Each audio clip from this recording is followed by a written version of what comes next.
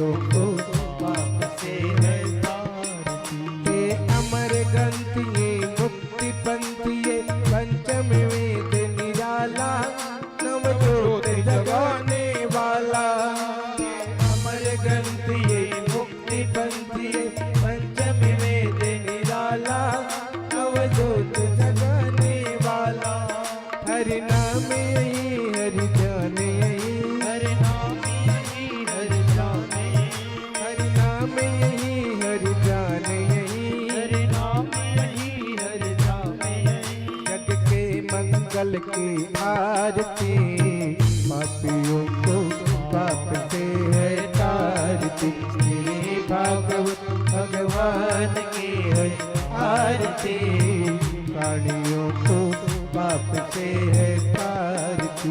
एकांत गीत पावन पुनीत पापों को मिटाने वाला हरि दर्श कराने वाला। हे शांति गीत पावन पुनीत पापों को मिटाने वाला हरि दर्श कराने वाला। हे सुख करनी एक दुख हरनी हे सुख करनी ये दुख हरनी हे सुख करनी दुख हरनी हे सुख करनी ये दुख हरनी। हे मधुसूदन की आरती पापियों को पाप से है तारती। श्री भागवत भगवान की है आरती प्राणियों को पाप से है तारती। हे मधुर बोल जग बंद खोल सतमार्ग दिखाने वाला बिगड़ी को बनाने वाला। हे मधुर बोल जग बंद खोल सतमार्ग बताने वाला हरि को बनाने वाला। श्री राम यही घनश्याम यही श्री राम यही घनश्याम यही मेरे राम यही मेरे श्याम यही मेरे राम यही मेरे श्याम यही। प्रभु के महिमा की आरती पापियों को पाप से है तारती। श्री भागवत भगवान की है आरती पापियों को पाप से है तारती। पापियों को पाप से है तारती। कर्पूर गौरम करुणावतारम संसारसारम भुजगेन्द्रारम वसंतम हृदयविंदे भवं भवानी सर्वं नमामि। त्वमेव माता च पिता त्वमेव त्वमेव बन्धु च सखा त्वमेव त्वमेव विद्या करुणं त्वमेव त्वमेव सर्वं मम देवदेव। श्री कृष्ण गोविंद हरे मुरारी हे नाथ नारायण वासुदेव हे नाथ नारायण वासुदेव हे नाथ नारायण वासुदेवा।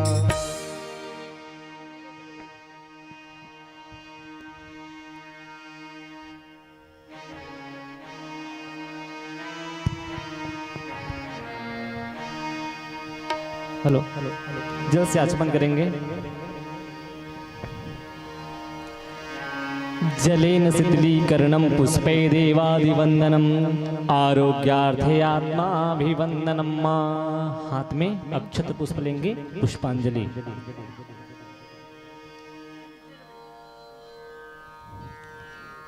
ओम यज्ञेन यज्ञमयजन्त देवहस्तान् धर्मान् प्रथमान्यासन् तेहनाकं महिमानः सचन्त यत्र पूर्वे साध्याः सन्ति देवाः। एकदन्ताय विद्महे वक्रतुण्डाय धीमहि तन्नो दन्ती प्रचोदयात्। नारायणाय विद्महे वासुदेवाय धीमहि तन्नो विष्णुः प्रचोदयात्।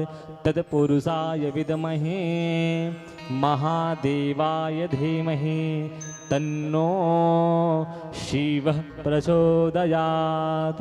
सेवन्तिकावकुलचम्पकपाट्वलाब्जे पुन्नागजातिकरवीररसालपुष्पै बिल्वप्रवालतुलसीदलमञ्जरीभिः त्वां पूजयामि जगदीश्वरि मे प्रसीद नानासुगन्धिपुष्पाणि यथा कालोद्भवानि च पुष्पाञ्जलिर्मया दत्ता गृहाणां जगदीश्वरा गृहाणां शिवशङ्कराथ मन्त्रद्वारा मंत्रपुष्पांजलिं समर्पयामि। परिक्रमा कर लेंगे अर्ध परिक्रमा। यानि कानि जपापानि जन्मान्तरकृतानि च तानि सर्वाणि नश्यन्तु प्रदक्षिणयां पदे पदे। ओम जे तीर्थानि प्रचरन्ति श्रीकास्तनिखंगिना तेखा गुं सहस्रयोजनीम धनवान तन्मसीहा। बोलो सांब सदा शिव भगवान की जय, शिव महापुराण की जय, श्री गौरी शंकर भगवान की जय, आज की आनंद की जय। नमः पार्वती पतये हर हर महादेव शंभो। सभी परीक्षित यजमान बैठ जाएंगे अपने अपने जगह में आसन में।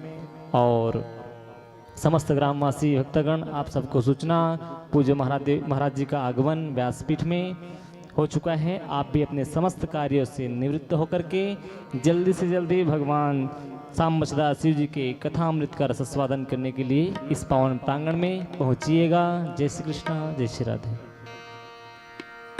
श्री राम।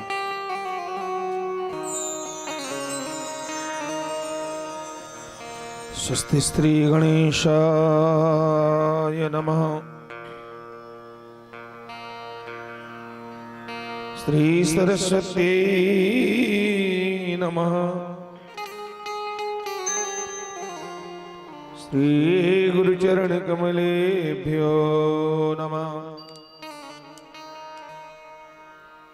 इष्ट देवताभ्यो नमः।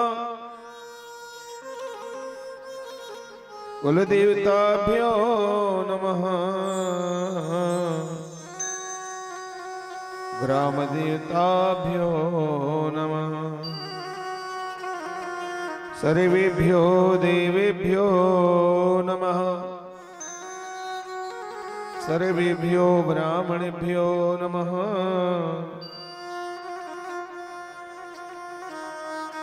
सिद्धिबुद्धि सहिताय श्रीमण महागणाधिपतये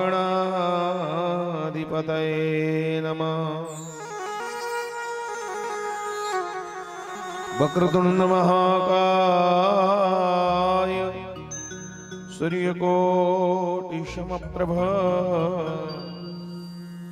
निर्विघ्नं कुरु मे देव शुभ कार्येषु सर्वदा। विघ्नेश्वराय वरदाय सुरप्रियाय लंबोदराय सकलाय जगद्धिताय नागाननाय स्तुतियज्ञ विभो शिताय गौरीसुताय गणनाथ नमो नमस्ते। सच्चिदानंद रूपाय विश्वोत्पत्त्यादि हेतवे तापत्रय विनाशाय श्री कृष्णाय वयं नमः। तापत्रय विनाशाय श्री रामाय वयं नमः। लोकाभिरामं रणरङ्गधीरं राजीवनेत्रं रघुवंशनाथं कारुण्यरूपं करुणाकरन्तम् श्रीरामचन्द्रं शरणं प्रपद्ये।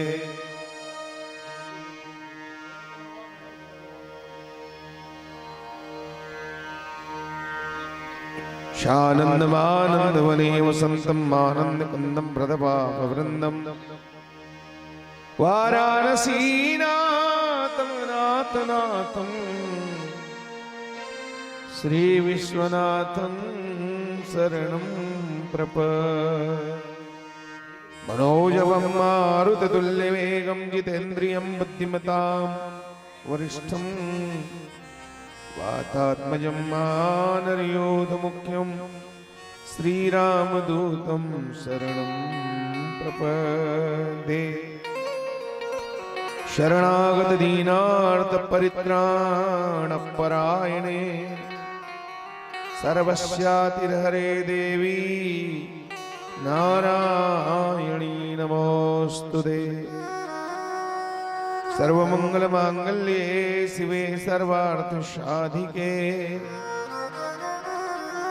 शरण्ये त्र्यंबके गौरी नारायणी नमोस्तुते। काली काली महाकाली कालिके परमेश्वरी सर्वानंद करे देवी नारायणी नमोस्तुते। विश्वेशवं माधवं दण्डिं दण्डपाणिं च भैरवं वन्दे काशी गुहां गंगां भवानी मणिकर्णिकां। गंगातरंगरमणीय जटाकलापं गौरी निरंतर विभूषित वामभागं नारायण प्रियमनंगमदापहारं वाराणसीपुरपतिं भजे विश्वनाथम्। अन्नपूर्णे सदापूर्णे शंकर प्राण वल्लभे ज्ञान वैराग्य सिद्ध्यर्थं भिक्षां देहि च पार्वती। माता च पार्वती देवी पिता देवो महेश्वरः बान्धवास्यो भक्ताश्च स्वदेशो भुवनत्रयम्। नारायणं नमस्कृत्य नरं चैव नरोत्तमं देवीं सरस्वतीं व्यासं ततो जयमुदीरये। अखण्डानन्दबोधाय शिष्यसन्तापहारिणे सच्चिदानन्दरूपाय तस्मै श्री गुरुवे नमः। भक्ति भक्त भगवंत गुरु चतुर्नाम वपुए इनके पद वंदन किए सत्य विघ्न लेते सदा सुधि दीन की सहज दया के धाम। जनन जनक हरिदास के रो श्री सीताराम। जय जय श्री राधारमण जय जय नवल किशोर जय गोपी चित चोर प्रभु जय जय माखन चोर। सब द्वार को छाड़ी के मैं आयो तेरो द्वार। और वृषभानु की लाडली मेरी ओरनिया।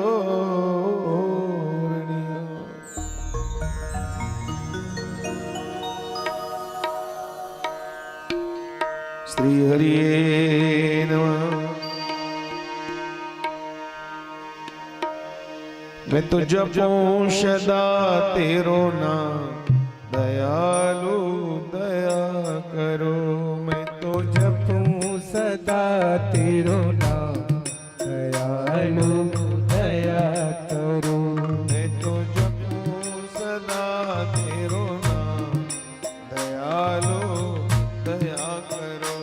मैं तो जपूं सदा तेरो नाम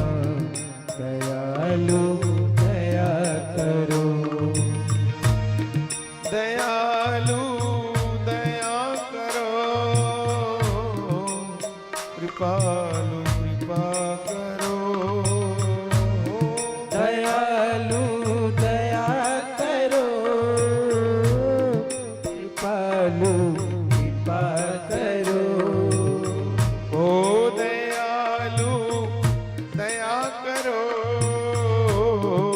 कृपालु कृपा करो दयालु दया करो कृपालु कृपा करो तो जपो सदा तेरो नाम दयालु जपो सदा तेरो नाम दयालु दया करो द्वार खड़े भक्त तुम्हारे द्वार खड़े भक्त तुम्हारे द्वार खड़े भक्त तुम्हारे द्वार खड़े भक्त तुम्हारे अपनी दया के खोलो द्वारे अपनी दया के खोलो द्वारे पूर्ण हो सब काम दयालु दया करो मेरे पूर्ण हो सबका दयालु दया करो मेरे पूर्ण हो सब काम दयालु दया करो जय हो मेरे पूर्ण हो सबका दयालु दया करो तो जपो सदा तेरो नाम दयालु दया करो मैं तो जपू सदा तेरो नाम दयालु दया करो भजन कीर्तन गाऊं मैं तेरा भजन कीर्तन गाऊं मैं तेरा भजन कीर्तन गाऊं मैं तेरा भजन कीर्तन गाऊं मैं तेरा नित उठ ध्यान लगाऊं मैं तेरा ते उठ ध्यान लगाऊं मैं तेरा कृष्ण कृष्ण श्री राम दयालु दया करो मेरे कृष्ण कृष्ण श्री राम दयालु दया करो मैं तो जपू सदा तेरो नाम दयालु दया करो मैं तो जपू सदा तेरो नाम दयालु दया करो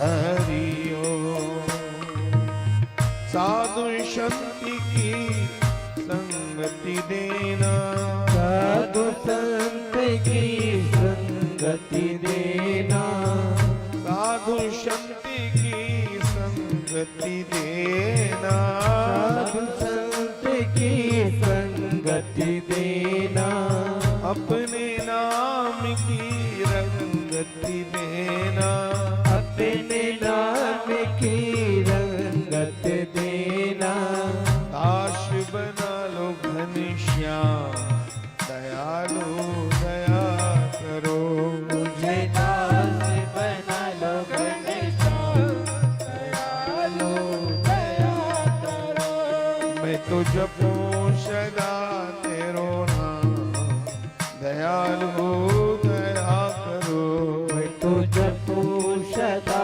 तेरो नाम दयालु दया करो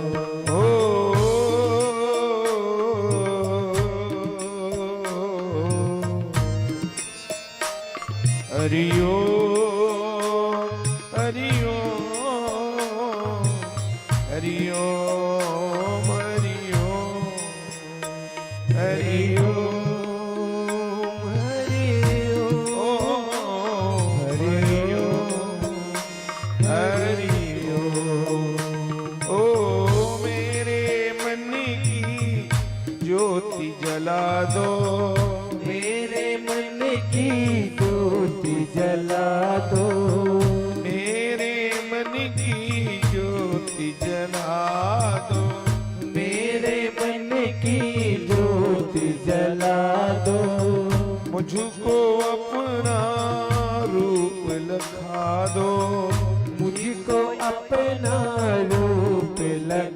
दो, पहुँचा दो निज धाम, दयालु दया करो। मुझे पहुँचा दो निज धाम, दयालु दया करो। मैं तो जपूं सदा तेरो नाम, दयालु दया करो। मैं तो जपूं सदा तेरो नाम, दयालु दया करो। हरि बोल हरि बोल हरि बोल हरि बोल। बोल हरि बोल, हरि बोल, हरि बोल। राधे बोल राधे बोल राधे बोल राधे बोल। राधे बोल, राधे बोल, राधे बोल, राधे बोल। हरि हरि हरि बोल हरि हरि हरि बोल, हरि हरि हरि बोल। हरि हरि हरि बोल। राम राम राम बोल। राम राम राम बोल, कृष्ण कृष्ण कृष्ण बोल। कृष्ण कृष्ण कृष्ण बोल। सीता सीता राम बोल। सीता सीता राम बोल। राधे राधे श्याम बोल। राधे राधे श्याम बोल। राधे राधे श्याम बोल। राधे राधे श्याम बोल। राम राम राम बोल। राम राम राम बोल। कृष्ण कृष्ण कृष्ण बोल। कृष्ण कृष्ण कृष्ण बोल। हरि हरि हरि बोल। हरि हरि हरि बोल। राम कृष्ण हरि बोल। कृष्ण हरि बोल। राम कृष्ण हरि बोल। राम कृष्ण हरि बोल। शिव शिव शिव बोल। शिव शिव शिव बोल। शिव शिव शिव बोल। शिव शिव शिव बोल। राधे राधे राधे बोल। राधे राधे राधे बोल। राधे राधे राधे बोल। राधे राधे राधे बोल। हरि बोल हरि बोल हरि बोल हरि बोल हरि बोल, हरि बोल, हरि बोल, हरि बोल। हरि बोल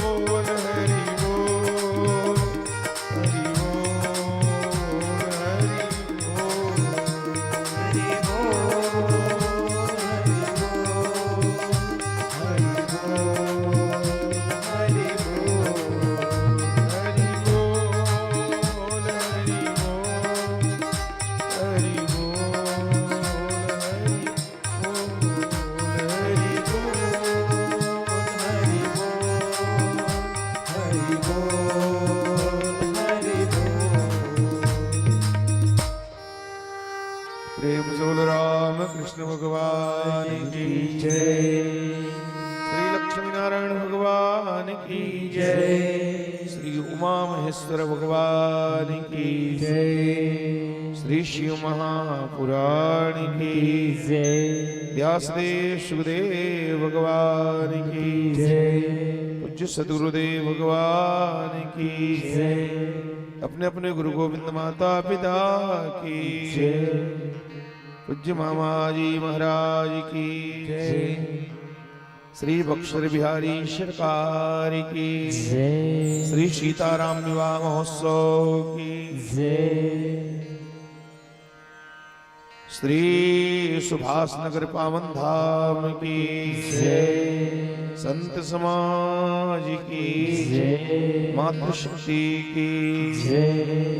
मातृशक्ति मानस महिला मंडली की जय। नमः पार्वती पतये हर हर महादेव की।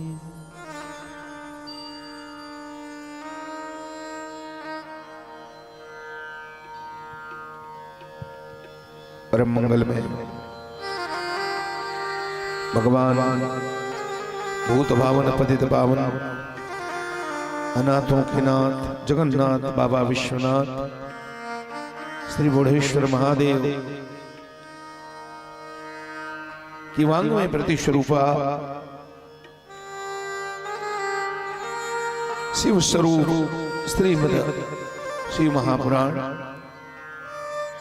सप्ताह ज्ञानी के कथा यात्रा में परमात्मा के पावन चरणों में विराजमान धर्मनगरी प्रेम भूमि भक्ति भूमि मां शक्ति चंडी मैया की पावन भूमि दुर्गनगर के सुभाष नगर के एवं आसपास के अन्य अन्य नगरों से कॉलोनियों से मोहल्लों से भगवत कथा रसपान हेतु पधारे हुए आदरणीय संतजनों सम्मान्य बुजुर्गजनों पिता तुल्य मेरे वृद्धजनों नौजवान साथियों भाइयों परम श्रद्धामयी वात्सल्यमयी करुणामयी ममतामयी शक्ति भक्ति स्वरूपा सीता सावित्री गंगा गायत्री स्वरूपा मेरी माताओं मेरी प्यारी बहनों प्यारे प्यारे नन्हे मुन्ने बाल गोपाल बच्चों आइए दत्त चित्त होकर के हम भगवान की इस मंगलमयी कथा में जो कथा हमारे जीवन की समस्त व्यथाओं को मिटाने वाली है। हमारे जीवन में तो केवल व्यथा है, जीव के जीवन में और क्या हो सकती है? हम व्यथा से तो व्यथित रहते हैं। हर आदमी इन किन प्रकार किसी न किसी तरह से हम परेशान ही तो रहते हैं। तापत्र तीन प्रकार के तापों से तपा हुआ हमारा जीवन है।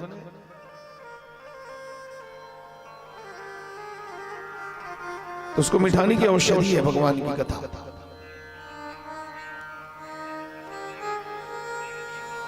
दुनिया में कोई सुखी नहीं है और दुनिया में कहीं सुख भी नहीं है। और अगर कोई सुखी है और कहीं सुख है तो वो भगवान के चरणों में ही है, सत्संग में है, भगवत कथा में। दुनिया में कितने भी पैसे वाले हों, धन संपत्ति से परिपूर्ण, वो व्यक्ति भी अंदर से कहीं न कहीं परेशान है। दीन कहे धनवान सुखी। पूछो आप सुखी हो? मैं तो गरीब हूं महाराज, गरीबी से त्रस्त हूं मैं। वो मेरा बगल में पड़ोसी है ना, ज्यादा संपन्न है, सुख सुविधा से परिपूर्ण हूं, वो मेरा पड़ोसी ज्यादा सुखी है। जाके उसके घर पूछा भैया आप सुखी हो? तो अपने बगल वाले को इशारा कर दिया। मेरा तो देख रहे हो जैसे तैसे एक मंजिला है महाराज, वो देखो ना मेरे पड़ोसी का 4 मंजिला मकान, वो ज्यादा सुखी है, दरवाजे पे कार खड़ा है। तो दीन कहे धनवान सुखी, धनवान कहे सुख राजा को भारी, राजा कहे महाराजा सुखी, महाराजा कहे सुख इंद्र को भारी। इंद्र कहे ब्रह्मा को सुख, तो ब्रह्मा जी कहे सुख विष्णु को भारी। तब तुलसीदास विचारी कहे हरि भजन बिना सब जीव दुखार। हरि भजन बिना सब दीव दुखारी। कोई तन दुखी, कोई मन दुखी, कोई धन बिन रहत उदास। थोड़े थोड़े सब दुखी, बस सुखी राम के दास। थोड़े थोड़े सब दुखी, भैया सुखी राम के। राम के दास ही सुखी हैं जो परमात्मा से जुड़े हुए हैं, और राम भक्ति में ही, राम कथा में ही वो सुख है। सदगुरु कबीर बाबा कहते हैं जो सुख मिलता राम भजन में, ओ सुख नाही अमीरी में, मन लाग्यो मेरो यार फकीरी में। मौज है इसी में, भोले बाबा से जिसका संबंध है, डमरू वाले से जिसका संबंध है, उसे हर घड़ी आनंद ही आनंद है। समझ गया? और डमरू वाले को छोड़ के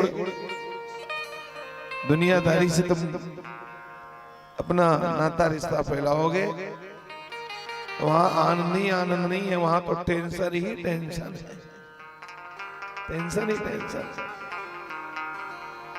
तो भगवान की कथा जीवन के समस्त व्यथाओं को मिटाती है, परम विश्राम देती भगवान की कथा। एही विधि कहत राम गुण ग्राम, एही विधि कहते राम गुण गामा। एही विधि कहत राम गुण ग्रामा, एही विधि कहत राम गुण गामा। ओ पाई अनीरे वाची विश्रामा, पाई अनीर वाच विश्रामा। इसलिए हनुमान जी भी हर पल भगवान की कथा ही सुनते हैं। प्रभु चरित सुनबे को रसिया, प्रभु चरित सुन देखो रसिया। राम लखन सीता मन बसिया, राम लखन सीता मन बसिया। राम लखन सीता मन बसिया, राम लखन सीता मन बसिया। बोलो भक्त वत्सल भगवान जय। हमारे जीवन में व्यथा है, इसलिए उस व्यथा को मिटाने के लिए भगवान की कथा है, और क्या। इसलिए हम भगवान की कथा सुने और भगवान हमारी व्यथा को दूर करें। मेरी माता और बहन, आप सब लोग बड़े भाग्यशाली हैं जो उस घोर कलिकाल में देव दुर्लभ मानव जीवन प्राप्त करके धर्म भूमि भारत भूमि देव भूमि भारत में जन्म लेके और भगवान की सुमंगलमयी कथा को श्रवण कर रहे हैं। संकल्प है मेरी माताओं का, कृपा है मेरे ठाकुर जी का, सहयोग है समस्त सुभाष नगर के भाई बंधुओं का, आशीर्वाद है बड़े बुजुर्गों का। तो जो आज का हमारा प्रसंग है उसका हम शुभारंभ करते हैं। शिवलिंग की पूजा का विधान, शिवलिंग की महिमा की चर्चा हम करते आ रहे हैं। अपने भावों से, अपनी शक्ति और भक्ति के अनुसार सोने से, चांदी से, जैसे भी शिवलिंग बनाना चाहो। लेकिन यहां बताया गया कि समस्त धातुओं में, समस्त लिंगों में सबसे ज्यादा पावर, सबसे ज्यादा शक्ति, सबसे ज्यादा कामना पूरक है वो पार्थिव शिवलिंग है मेरी माताओं। ऋषियः ऊचु। अब पार्थिव शिवलिंग की पूजा कैसे करनी? तो कामना भेद से, मन में अनंत कामना है ना, तो उस कामना भेद के कारण शिवलिंगों की पूजा का भी विधान अलग अलग है। इस पर सूत जी महाराज और प्रकाश डालते हैं। ऋषिः ऊचुः सूत सूत महाभाग व्यास शिष्य नमस्तुते सम्यग् युक्तम् सम्यगुक्तं तया तात पार्थिवर्चा विधानकम् कामना भेदमाश्रित्य संख्यां ब्रूहि विधानतः शिव पार्थिवलिंगानां कृपयादीनवत्सल। प्रश्नों को समझना है, तब जाके आगे उत्तर भी समझ में आएगा और उस उत्तर में रस आएगा। अगर प्रश्न ही समझ नहीं पाए तो उत्तर कितना भी रसीला क्यों न हो, उसको उससे हमको आनंद नहीं मिलता। इसलिए सावधान, चंचल मन को केंद्रित करके भगवान की इस कथा में कान हो। यहाँ केवल इसी की जरूरत ज्यादा है, बस कान को लगा के रखो भगवान की कथा में। महात्मा कहते हैं, हे व्यास शिष्य सूत जी, हे महाभाग, आपको बारंबार नमस्कार है। हे तात, आपने अच्छी प्रकार से पार्थिव शिवलिंग की अर्चन का विधान बताया है। अब सकाम पूजन में मनोवांछित पदार्थ के अनुसार, सकाम पूजन में मनोवांछित पदार्थ के अनुसार कितनी संख्या में पार्थिव शिवलिंगों की पूजा का विधान है। मन में अनंत कामना है, आज ये मिले, कल वो मिले, परसों वो मिले। तो मनुष्य के मन के अनंत कामनाओं की पूर्ति के लिए, उन इच्छाओं की पूर्ति के लिए भगवान शंकर का कैसे पूजन करना चाहिए, कितनी संख्या में करना चाहिए। कृपा करके हे दीन वत्सल, कृपया दीन वत्सला, आप हमें बताइए। सूत जी कहते हैं, सूतुवाच शृणुध्वं ऋषिय सर्वे पार्थिवार्चा विधानकम् यस्यानुष्ठान मात्रेण कृतकृत्यो भवेन्नरः। क्या भाव। अकृत्वा पार्थिवं लिंगं योऽन्यदेवं प्रपूजयेत् वृथा भवति सा पूजा दमदानादिकं वृथा। सूत जी महाराज कहते हैं, ऋषियों, आप लोग सब लोग भाव से सुंदर पार्थिव शिवलिंग की पूजा का विधान को श्रवण करें, जिसका अनुष्ठान करने मात्र से और मनुष्य जो है कृतकृत्य हो जाता है। कृतकृत्यो भवेन्नरः, मनुष्य भगवान शिव की उस पार्थिव लिंग की पूजा करके कृतकृत्य हो जाता है। और पार्थिव शिवलिंग की पूजन को छोड़कर जो लोग अन्य देवताओं के यजन में लगे रहते हैं, उनका पूजन, उनका पाठ, उनका ध्यान सब व्यर्थ चला जाता है। क्योंकि सब देवों में तो महान महादेव की पूजा छोड़ करके तुम अन्य अन्य देवों की पूजा करोगे तो सब व्यर्थ चला जाता है। सूर्य जी महाराज कहते हैं, अब मैं आप सबके सामने कामना के अनुसार कितने पार्थिव शिवलिंगों की पूजा करनी चाहिए उसको मैं बताता हूं। कामना के अनुसार पार्थिव शिवलिंगों की संख्या बताता हूं। हे महात्माओं, अधिक संख्या में अर्चन तो निश्चय ही फलदायी होता है। ज्यादा जितना करोगे उतना ज्यादा फल मिलेगा। प्रथम आवाहन, फिर प्रतिष्ठा, उसके बाद सभी लिंगों का पूजन अलग अलग करना चाहिए। लिंगों का आकार तो एक समान ही रखना चाहिए।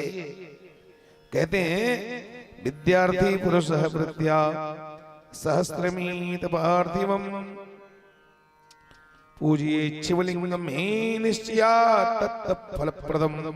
अगर विद्या प्राप्ति की कामना है, बहुत विद्वान हो जाओ, भगवान मुझे 70 ऐसी विद्या मिले, तो ऐसा अगर मन में भाव है तो 1000 पार्थिव शिवलिंग की पूजा करनी चाहिए। 1000 अपने हाथों से पार्थिव शिवलिंग बना करके वैदिक विधानों के साथ शिव का अर्चन करना चाहिए। तब उस व्यक्ति को समस्त विद्याओं की प्राप्ति हो जाती है। क्यों नहीं? अगर जिस शिवलिंग की हम पूजा कर रहे हैं भगवान शंकर की, भगवान शंकर कौन है? बोले विद्यानाम ईश्वरः, ईशानः विद्यानाम ईश्वरः। संसार की जितने विद्या हैं सबके मालिक, सबके स्वामी तो भगवान शंकर ही है। शंकर जी के डमरू से ही तो और वर्णमाला प्रकट हुए। ननाद डक्काम नौ पंचवारम उद्धर तुकामा शिव सूत्र जालम। भगवान शंकर के डमरू से ही वर्णों का प्रकट हुआ है मेरी माता। आ आ ई जो पढ़ते हैं ना ये सब, इसलिए भगवान शंकर को विद्याओं के ईश्वर कहा जाता है। तो जिसके मन में भाव है मैं परम विद्वान हो जाऊं, विद्या प्राप्ति कर लूं, 1000 पार्थिव शिवलिंग बना करके उसका पूजन करना चाहिए। धन चाहने वाले पुरुष को 500 शिवलिंगों की पूजा करनी चाहिए। घर में धन का भंडार भरा रहे। जो पुत्र चाहते हैं उनको 1500 और वस्त्रों की आकांक्षा वाले को 500 शिवलिंगों की पूजा करनी चाहिए। जिनको मोक्ष चाहिए उनको 1 करोड़ और भूमि की अभिलाष 1 करोड़ शिवलिंग की पूजा, इनको मुक्ति चाहिए। जिनको भूमि चाहिए, भूमि की अभिलाषा रखते हैं तो 1000 दया प्राप्त और शिवलिंग की पूजा करनी चाहिए। भगवान की दया चाहते हो तो 3000, चाहते हो मैं 12 महीना तीर्थ यात्रा करता रहूं तो उसके लिए और 2000 शिवलिंग की पूजा का विधान है। मित्र प्राप्ति वाले, इच्छा वाले मनुष्य को 3000 शिवलिंगों की पूजा करनी चाहिए। कोई जेल में बंद है, दोबारा कोई परिवार का सदस्य, तो उनकी मुक्ति के लिए और 1500 शिवलिंगों की पूजा करनी चाहिए मेरी माताओं। राज भय से मुक्ति के लिए 500 शिवलिंगों की पूजा करनी चाहिए।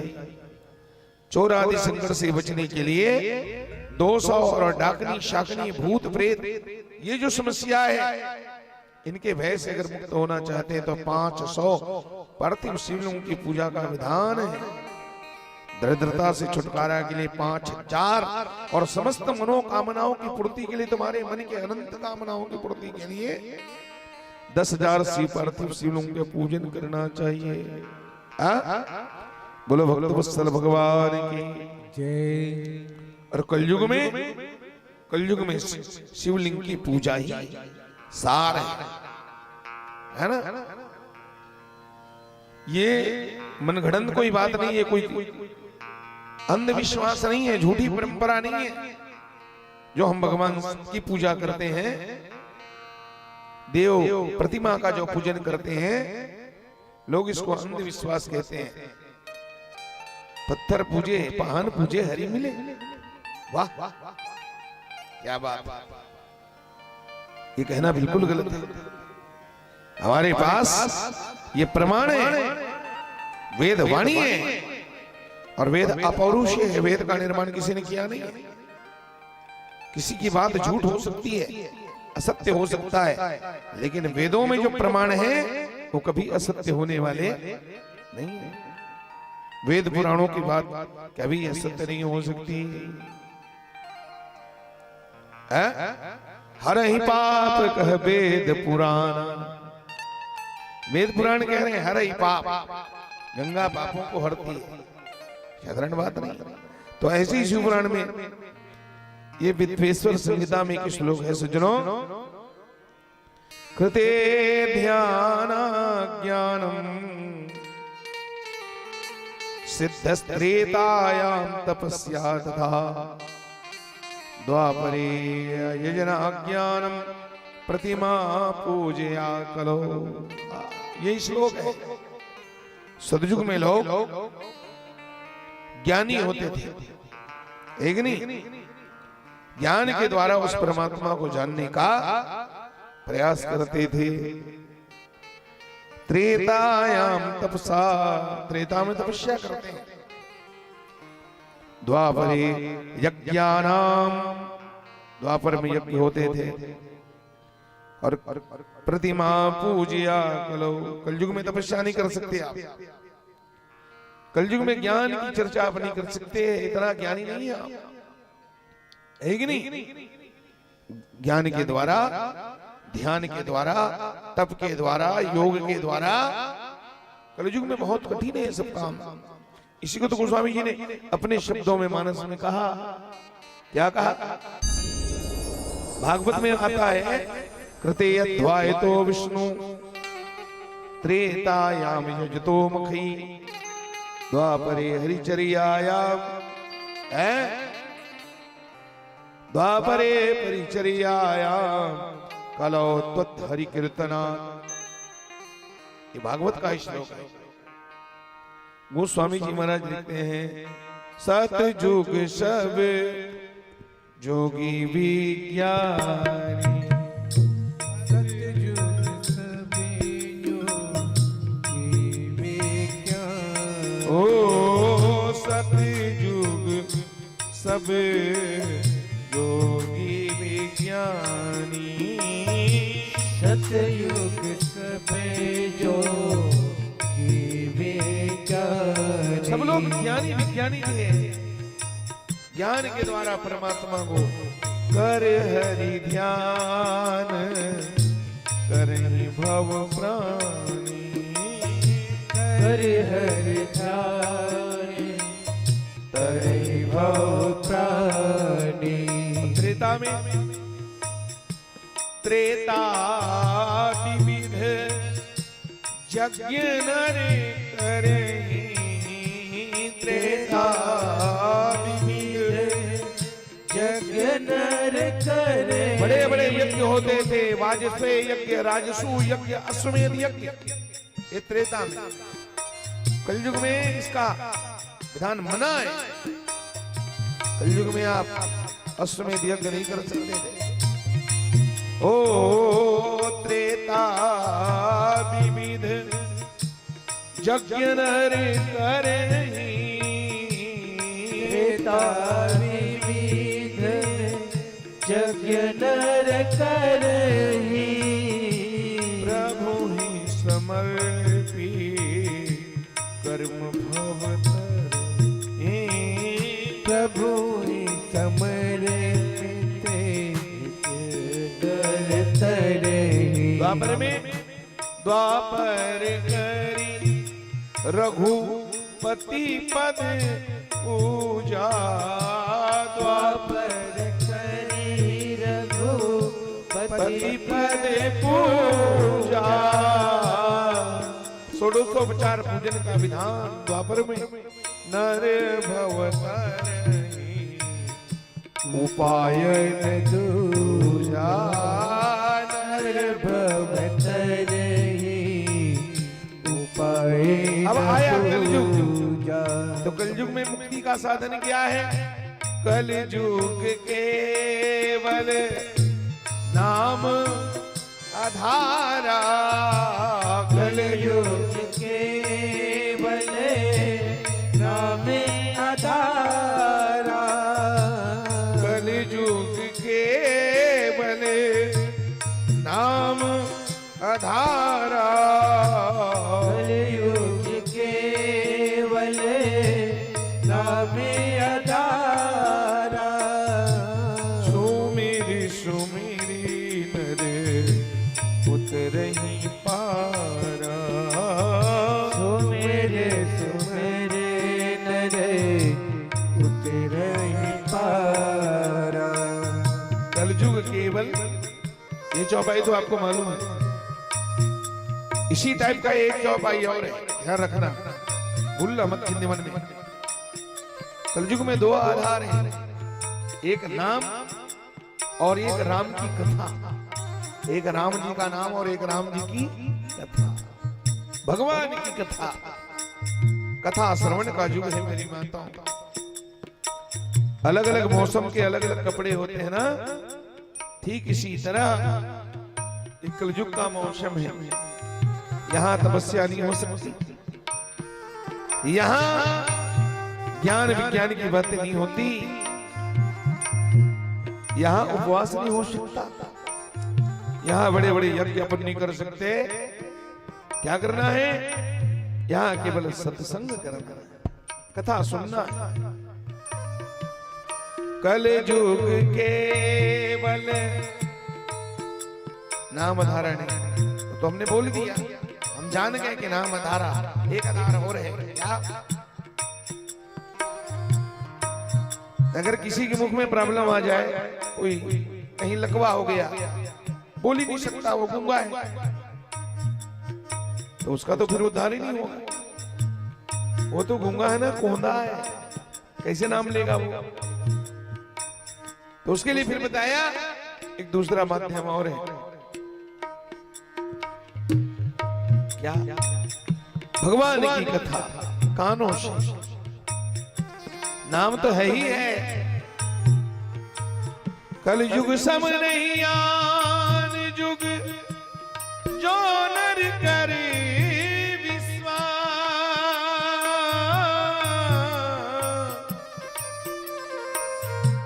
गाई राम गुण गण विमल, भवतर बिनहि प्रयास। भगवान के मंगल में गुण गणों का गान करो, कथा का श्रवण करो। सेम चौपाई है, आधा लकीर बिल्कुल जस का तस है। कल युग केवल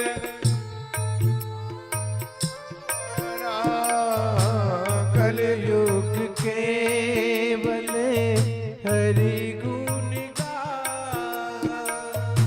सुमिरे सुमिरे नर उतरहि पारा।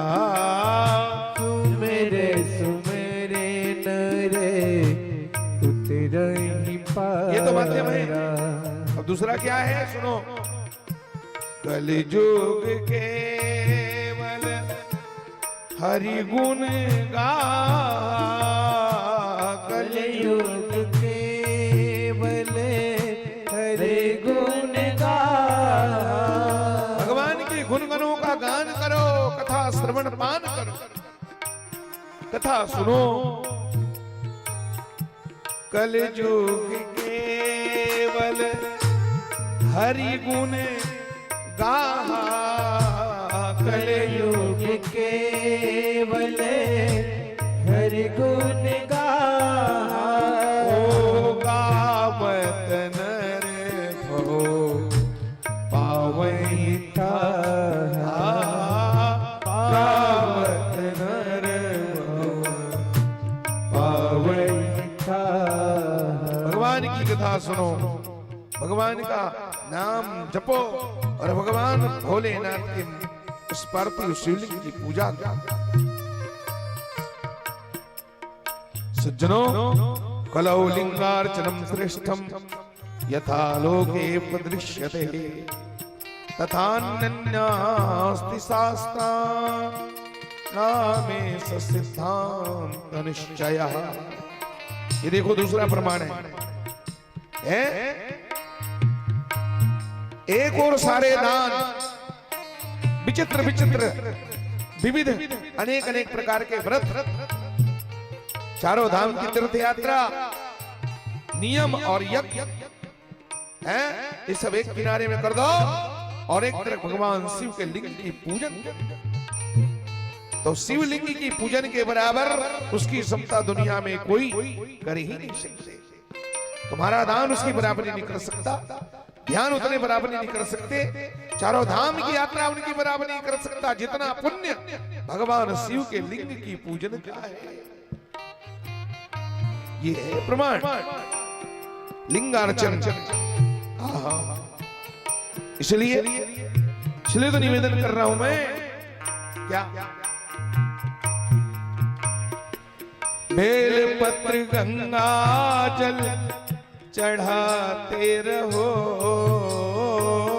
बेल पत्र गंगा जल चढ़ाते रहो।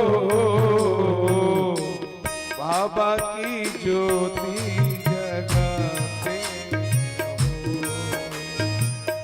बाबा की ज्योति जलाते चलो। ओ बाबा की ज्योति जगाते रहो। बाबा की ज्योति जलाते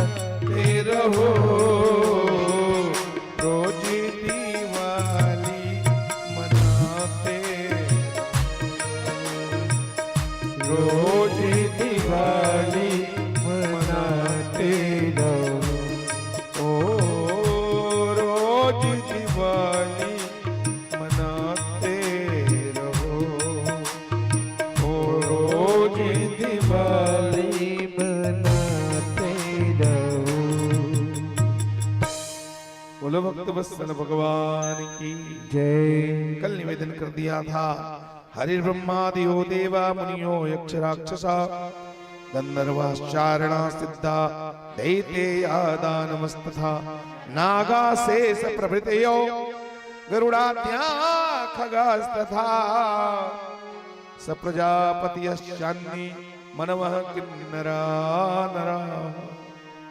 भगवान ब्रह्मा, भगवान विष्णु, भगवान इंद्र,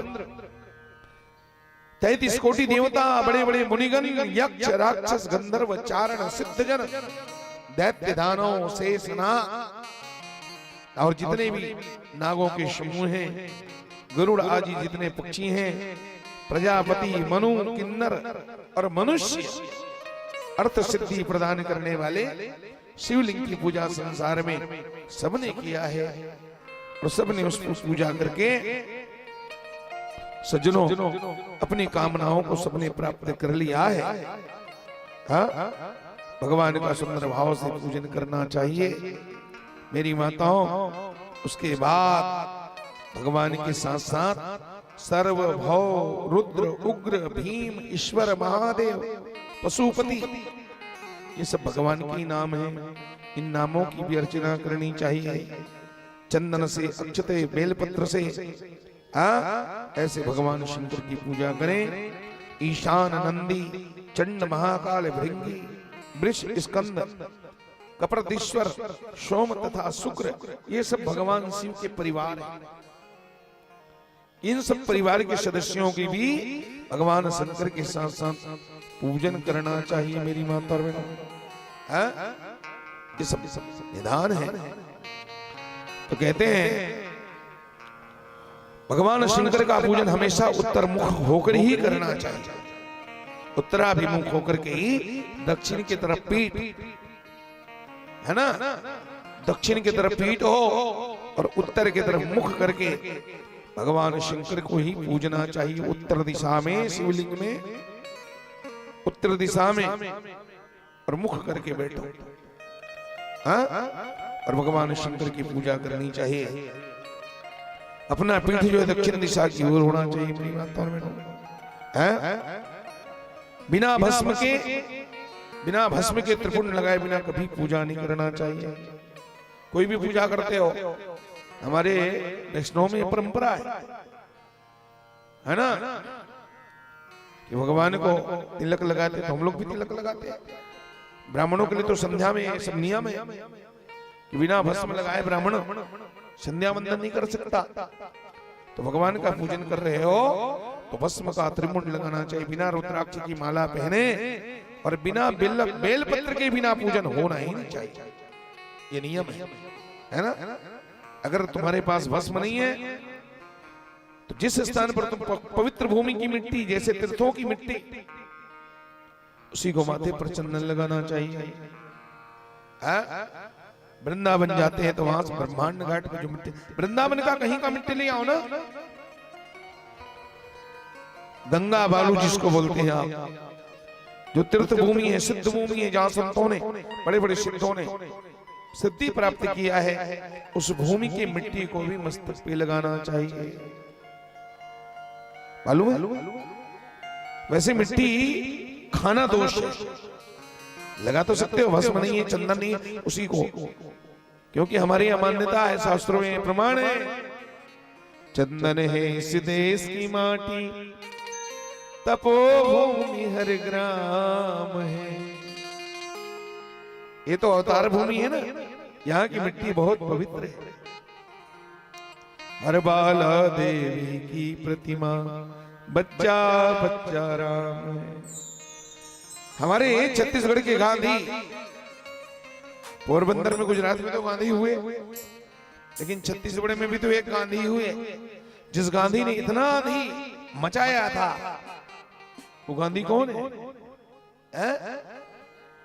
वो है हमारे छत्तीसगढ़ में जिसने भागवत कथा की आंधी मचाया। वो है हमारे परम आदरणीय प्रातः स्मरणीय पूज्य श्री पवन दीवान जी महाराज। आजकल जितने ब्राह्मण, हम लोगों की जो शैली है उन्हीं की शैली है, उन्हीं का नकल है। उन्हीं का नकल करके उन्होंने हमें एक शैली दिया है प्रस्तुत करने का, कथा को कैसे परोसा जाए। हम सब लोगों ने तो दीवान जी की महती कृपा रही, वो हमारे छत्तीसगढ़ के उनको गांधी की उपाधि है। उसने एक जगह लिखा अपने, वो तो कथावाचक के साथ साथ बहुत बड़े कवि भी थे ना, संत कवि, संत भी से था साथ कवि भी थे, और वो एक नंबर के वक्ता थे भागवत के। तो उस महापुरुष ने लिखा है कि जिस पर खेले गौतम गांधी राम कृष्ण बलराम, मेरे देश की माटी तुझको 100-100 बार प्रणाम, मेरे देश की माटी तुझको 100-100 बार प्रणाम। तो आपसे निवेदन करूं मैं, कहीं भी जाते हो तीर्थ यात्रा करें तो वहां की मिट्टी को लाना चाहिए, समझ गए? ले आओ मेरी माता, वो वक्त में काम आएगा। भयंकर पेट में दर्द है, जब दवाई से काम नहीं हो रहा है तो श्रद्धा विश्वास भरोसा रख करके उस तीर्थ के देवता को स्मरण करो और उसको अपने अंगों में लगाना चाहिए। वृंदावन की तो इतनी महिमा है कि वृंदावन की मिट्टी को खाना चाहिए। सब जगह की मिट्टी को तो लगाना चाहिए, लेकिन वृंदावन की मिट्टी को, अरे स्वयं भगवान कृष्ण मिट्टी खाए कि नहीं खाए? बोलो ना। संसार के सामने, जगत के सामने वृंदावन की उस महिमा को प्रकट करने के लिए मेरे बांके बिहारी ठाकुर जी महाराज ने वृंदावन में मिट्टी खाया। ग्वाल वालों ने शिकायत किया है, तेरे लाला ने माटी खाई यशोदा सुन माई, ए यशोदा माई तेरे लाला ने माटी खाई, हमने आंखों से देखा है। जमुना के तट पर खेलते खेलते भगवान ने ग्वाल वालों से नजर चुरा के मिट्टी खा लिया। ग्वाल वालों ने देखा, यशोदा से शिकायत कर। यशोदा कान पकड़ के बोली, दैया दैया रे दैया, बेटा कन्हैया तो मिट्टी क्यों खाया? इतना माखन मिस्त्री खो लेती है ताजा ताजा, फिर भी मिट्टी खाता है, बता मुंह खोल मुंह खोल। तो भगवान मुंह तो खोल नहीं रहे थे, यशोदा मैया जोर से भगवान के मुंह को चिपक दी है नहीं? और जैसे दवाई तो कृष्ण ने मुंह खोला, तो यशोदा ने क्या देखा? यशोदा माँ ने भगवान के मुखमंडल में समस्त ब्रह्मांड का दर्शन किया है। दिख रहा वा माता ही निज अद्भुत रूप अखंड, रोम रोम प्रति लागई कोटि कोटि ब्रह्मांड, अनंत ब्रह्मांडों का दर्शन करती है। जिस जगह पर भगवान ने अपने मुखमंडल का दर्शन कराया, जहां की मिट्टी भगवान ने खाई, उस स्थान का नाम है ब्रह्मांड घाट। गोकुल में है वो ब्रह्मांड घाट, गोकुल जाओगे तो पता चला। और वहां की मिट्टी को आज भी खाने की परंपरा है। वहां की मिट्टी खाना दोष है, दोष माना गया शास्त्रों में, कहीं की मिट्टी नहीं खाते। क्यों भैया? उस मिट्टी को, धरती माँ को एक नाम है, धरती का एक नाम है मेदिनी। क्या नाम है? मेदिनी। और मेद मने होता है रक्त, मेद मने होता है खून, खून से सनी हुई है धरती, उसमें किसी दैत्य का खून पड़ा हुआ है। कौन सा दैत्य? देवी भागवत में है और दुर्गा सप्तशती में विस्तार से है। विष्णु कर्ण मलोद भूतो, भगवान विष्णु के कान से, उनके कान के मैल से दो दैत्य पैदा हुए सज्जनों, हैं? दो दैत्य प्रकट हुए भगवान के कान से। कौन से दैत्य हैं भैया? मधु और कैटभ, ये दोनों मधु कैटभ दैत्य प्रकट हुए। भगवान ने अपने जंगे में सुला करके उन्हें मारा है, तो उनका जो खून है ना धरती पे लग गया है ना, तब से परंपरा है उस दैत्यों का खून धरती में मिल चुका है, इसलिए मिट्टी नहीं खाना चाहिए, मिट्टी खाने में दोष। लेकिन ब्रह्मांड घाट की मिट्टी आप खा सकते हो। बोले क्यों? क्योंकि वो धरती से अलग है। जैसे भगवान विश्वनाथ की नगरी काशी पृथ्वी से अलग है, त्रिशूल के ऊपर बसी है ना, इसी तरह वृंदावन को भी धरती से अलग माना जाता है। और भी जहां की मिट्टी भगवान ने खाया, वहां की मिट्टी हम भक्त लोग क्यों नहीं खा सकते?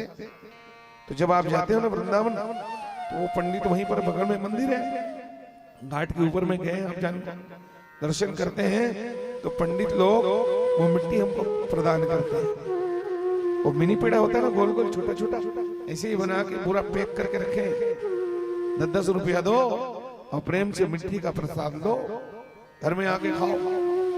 रोज मिट्टी खाना चाहिए, नियम बना लो।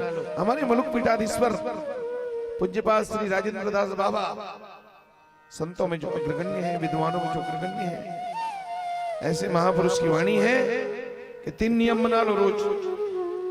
रोज नियम बनाओ, ये नियम जीवन भर चले। क्या नियम? ये बनाना है रोज तुम्हें महाप्रसाद खाना है। जगन्नाथ भगवान का महाप्रसाद 1 दाना मुख में रोज होना चाहिए। ठाकुर जी का चरणामृत गंगा जल तुम्हारे पास रोज ताजा ताजा नहीं है, ठाकुर जी नहीं है घंटी बजा के, तो वो जो परमानेंट चरणामृत है जो कभी खराब ही नहीं होता, वो है गंगा मैया, गंगा जल। तो गंगा जल, तुलसी दल मुख में, थोड़ा सा महाप्रसाद, और ये थोड़ा सा ब्रज रस, ब्रज की मिट्टी थोड़ा सा मुख में डाल लिया करो रोज सवेरे।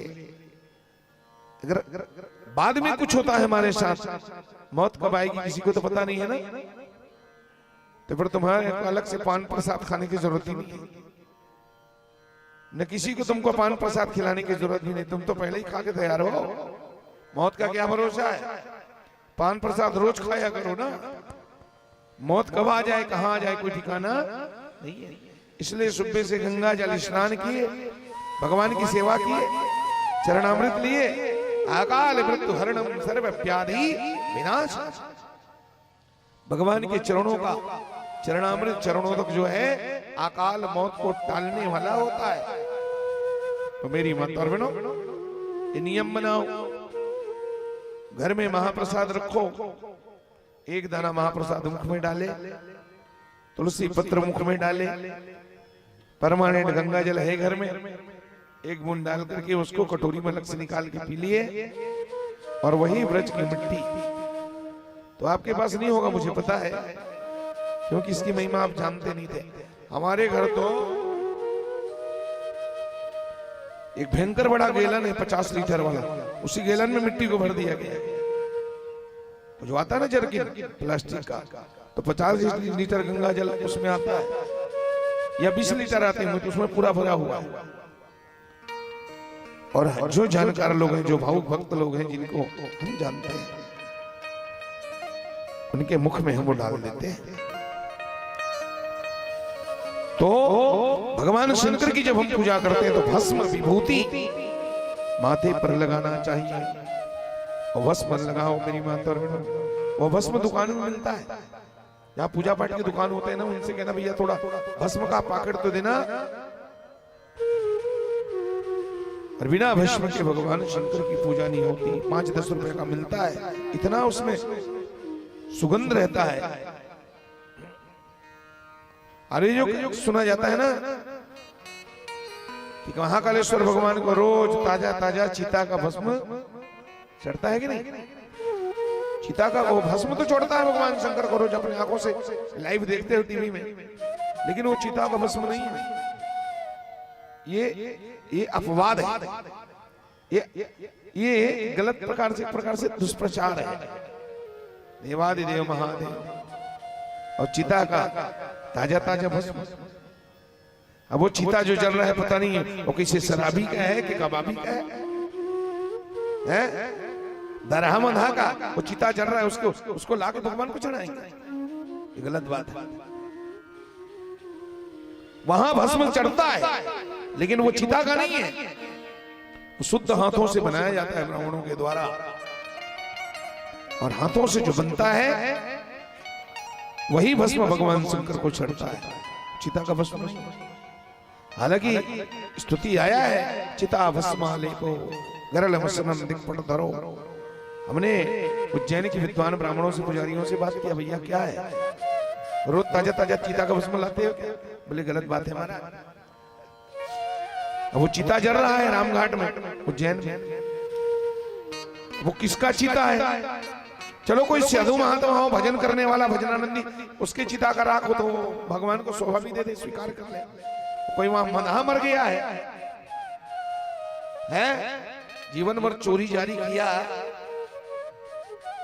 हर गंदे कामों में लिप्त था ऐसे आदमी का तो वहां के भस्म को नहीं लाते, ये अफवाह है। भगवान शंकर को तो आप भी भगवान शंकर के साथ जब पूजा करते हैं तो बेल का पत्ता बहुत जरूरी है मेरी माता। प्रश्न ये आता है, यहाँ सूर्य जी महाराज कहते हैं, ऋषियों ने एक प्रश्न किया है, आग्राह्यम शिव नैवेद्यमिति पूर्वं श्रुतं वचः ब्रोहित निर्णयम बिल्व महात्म्यमपि सुनमु। महाराज हमने कहीं कहीं सुना है किसी संतों के मुंह से, भगवान शंकर के ऊपर जो चढ़ा हुआ प्रसाद है वो आग्रही होता है, उसको खाया नहीं जाता। समझ में है ना ये बात? भगवान शिव के ऊपर चढ़ाए हुआ अर्पित किया गया नैवेद्य उसको नहीं खाना चाहिए। थोड़ा इसके बारे में हमें बताइए और थोड़ा बेल पत्र के बारे में कृपा करके बताओ महाराज। सब सूर्य जी महाराज कहते हैं, सुनध्वम्रिया सर्वे सावधानतया अधुना सर्ववदामि संप्रत्या धन्यायुयं शिवप्रदा। आप लोग शिवव्रत में मग्न रहने वाले हैं, कृपा करके आप लोग श्रवण करो। जो भगवान शिव का भक्त है, शंकर जी को जो अपना इष्ट मानता है, जिसके श्वासों में भगवान शंकर बसे हुए, जो शिव का परम भक्त है, पवित्र है, तन से भी पवित्र है और मन से भी पवित्र है, जो सद्व्रती है, शन मार्ग में चलने वाला है कि नहीं, और दृढ़ निश्चयी है, उसे ऐसे भक्तों को भगवान शंकर का प्रसाद अवश्य खाना चाहिए। बोलो भक्त वत्सल भगवान की जय। एक लाइन में समस्या का समाधान, यह अफवाह का समन हो गया है। सुन लिए ना? आप औरों को बताओ, जो भगवान शंकर के परम भक्त हैं, जो पवित्र हैं, जो शुद्ध हैं, जो सद्व्रती हैं, ऐसे भक्तों को शिव के ऊपर चढ़ा हुआ नैवेद्य अवश्य खाना चाहिए मेरी माता। खाने से तो पाप दूर होता ही होता है, प्रसाद खाने से बड़े बड़े पाप समाप्त हो जाते हैं। शिव भगवान के प्रसाद की इतनी महिमा है कि दर्शन करने मात्र से, केवल प्रसाद को देखने मात्र से हमारे जन्म जन्मांतरों के पाप समाप्त हो जाते हैं। बोलो भक्त वत्सल भगवान के जय। ये लिखा है, दृष्टवापि शिव नैवेद्यं यान्ति पापानि दूरतः भुक्ते तु स नैवेद्यं पुण्यानि यान्ति कोटिशः। भगवान शंकर के नैवेद्य को देखने मात्र से बड़े बड़े पाप नष्ट हो जाते हैं। शिव के नैवेद्य को भक्षण करने से, भाव से पाने से करोड़ों पुण्य स्वतः प्राप्त हो जाते हैं मेरी माताओं। अब यही बात भगवान के प्रसाद के साथ है ना। कोई भी भगवान हो, जिसके भाव से पूजा कर रहे हो, तो इतना ही पुण्य उसमें भी मिलना है। इसका मतलब कभी ऐसा मत सोचा करो कि शंकर भगवान के प्रसाद की इतनी महिमा है तो सत्यनारायण भगवान के कथा के प्रसाद की महिमा कम है क्या? ऐसा नहीं। जैसे शिव अभिषेक करते हैं ना, तो शिव अभिषेक के जल को चरणामृत पीते हैं, उसी तरह से भगवान कृष्ण ठाकुर जी को नहलाते उसके भी चरणामृत। तो शिव अभिषेक का जल और भगवान कृष्ण के चरणों के चरणामृत, दोनों में रत्ती मात्र भी अंतर नहीं है। सह हो, शिव की भक्ति करते हो, वैष्णव के लिए भगवान के चरणामृत। तो ये मेरी माता और बहनों, हजार यज्ञों की बात कौन कहे सज्जनों, ये लिखा है, अलम याग सहस्रेणाप्यलम यगा यागा बुधैरपि। अरे हजार यज्ञों की बात तो छोड़ो, अर्बुद यज्ञ करने से, अर्बुद माने अरब, एक अरब यज्ञ करने से जो पुण्य प्राप्त नहीं होता, उससे अनंत गुना ज्यादा पुण्य सुंदर विश्वास पूर्वक भावों से, श्रद्धा से भगवान शिव के प्रसाद को खाने से मिलता है। अरबों यज्ञ से ज्यादा पुण्य भगवान के प्रसाद से मिलता है मेरी माता और बहनों। जिस घर में भगवान शंकर को नैवेद्य लगाया जाता है, वैष्णव घर में, जैसे हम ठाकुर जी को गोपाल लड्डू को लगाते हैं ना, लड्डू गोपाल भगवान को, वैसे ही शंकर भगवान को भी भोग लगाना चाहिए। सैव लोग जो शिव की पूजा करते हैं, भगवान शंकर को जिसके घर में भोग लगाया जाता है, या कहीं से भी, या घर में नहीं लग रहा है तो कहीं से भी अगर भगवान शंकर के प्रसाद खाने का अवसर मिल जाता है तो मेरी माता और बहनों वो घर सदा सदा के लिए पवित्र हो जाता है। उस घर में अगर कहीं से प्रसाद आता है वो सबको पवित्र करने वाला है? आए हुए शिवनेत्र को प्रसन्नता पूर्वक सिर झुकाकर ग्रहण करना चाहिए और भगवान शिव का नाम लेते ग्रहण कर लेना चाहिए। भगवान शंकर के उस प्रणाम को सिर झुका के, माता झुका के प्रसाद, क्या बात है, उसका नाम है प्रसाद। प्रसाद 3 शब्द है ना। तो प्रसाद खाने से अवसाद मिटता है। अवसाद माने डिप्रेशन, टेंशन। आज हर आदमी इतना टेंशन में है जिसकी कोई सीमा नहीं। घर में सोफा सेट है, घर में डाइनिंग सेट है, घर में टीवी सेट है, घर वाली के लिए डायमंड सेट है, पर घर वाले का दिमाग 24 घंटा अपसेट है। वो हमेशा टेंशन में रहता है। तो सारे टेंशनों का नाश करने के लिए भगवान के प्रसाद को खाओ। उसमें आता है प्रसादास्तु प्रसन्नता। प्रसाद खाने वाले को प्रसन्नता मिलती, खुशी मिलती है।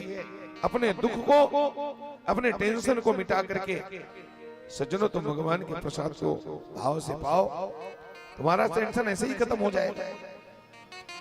मैं तो यही कहता हूं, प्रसाद खाने से अवसाद मिटता है। अवसाद माने डिप्रेशन।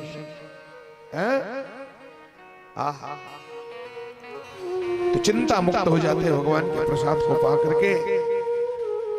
और भोग लगने के बाद वो प्रसाद ही कहलाता है?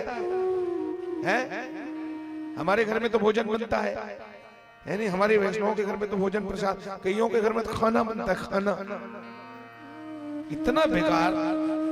अरे क्या खाना है? वो खाना शब्द है ही नहीं हिंदुओं के शब्दकोश में। हिंदुओं के घर में खाना नहीं बनते, हिंदुओं के घर में भोजन बनता है। क्या खाना? जब देखो तब खाना, खाना फिर पाखाना। उसके बाद क्या है? सुबह खाना, रात को जाना, रात में खाना, सुबह पखाना। पखाना ये खाना शब्द बिल्कुल उचित नहीं, इसको बदलो, थोड़ा अभ्यास करो, कुछ दिन में सुधर जाएगा। मेहमानों को कहते हैं चलो खाना खाने चले, ठीक है, वो बोल देते हैं हल्का फुल्का, एक आध बार हो जाता है। लेकिन ये शब्द पवित्र शब्द नहीं है, इससे ऊंचा शब्द है भोजन। अरे महाराज भोजन करना, चलो भोजन कर लिए भैया, भोजन हो गया ये। और इससे भी ज्यादा ऊंचा शब्द है प्रसाद। जो बहुत धार्मिक लोग होते हैं ना, सत्संगियों कहते हैं भैया प्रसाद खा लिए, चलो ना प्रसाद खाने। अच्छा प्रसाद बनता है कब है? भोजन। सुनो, चूल्हे में बन के तैयार है तब तो भोजन है। अगर वहां से निकल के ठाकुर जी को भोग लग जाए तो वो प्रसाद है, महाप्रसाद।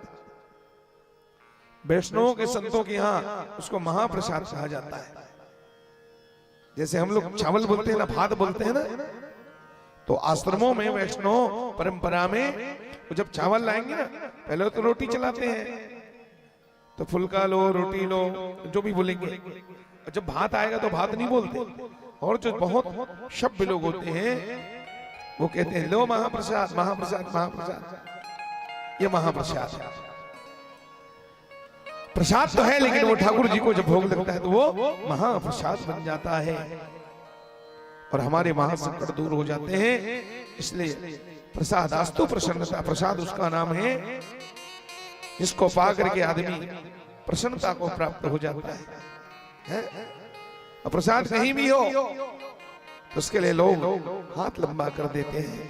प्रसाद बट रहा है, बहुत बड़ा ऑफिसर भी होगा ना, 25-50 लाख 1000 रुपए का तनख्वाह पाने वाला, लेकिन प्रसाद बट रहा है तो हाथ लंबा कर देते हैं। करना ही चाहिए। भगवान के प्रसाद को कभी अपमान मत करो। और चरणामृत जब भी पियो प्रसाद, तो क्या लिखा है? सिर झुका के, पहले सिर झुका के लो, उसके बाद प्रसाद पाओ। तो उल्टा होता है, कई बार तो उल्टा करते हैं। चरणामृत जब लेते हो तो उसको माथे पे पहले लगाओ। चरणामृत को, प्रसाद को ऐसे माथे में छुआ के फिर खाना चाहिए, फिर पाना चाहिए। यहाँ उल्टा है, पहले कस के पी लेंगे, उसके बाद बढ़िया मुड़ी पोंछ देंगे। वाह रे वाह, ये चरणामृत पहुंचने का है, भगवान इसलिए बनाए। ठीक है, चाट के फिर ऐसे पहुंचते। ये ये गलत परंपरा है। अक्सर ज्यादातर लोगों को यही देखने में आता है और चरणामृत पीने के बाद ऐसे करते हैं। बेटा मक्खी झूमेगा, ये गलत है।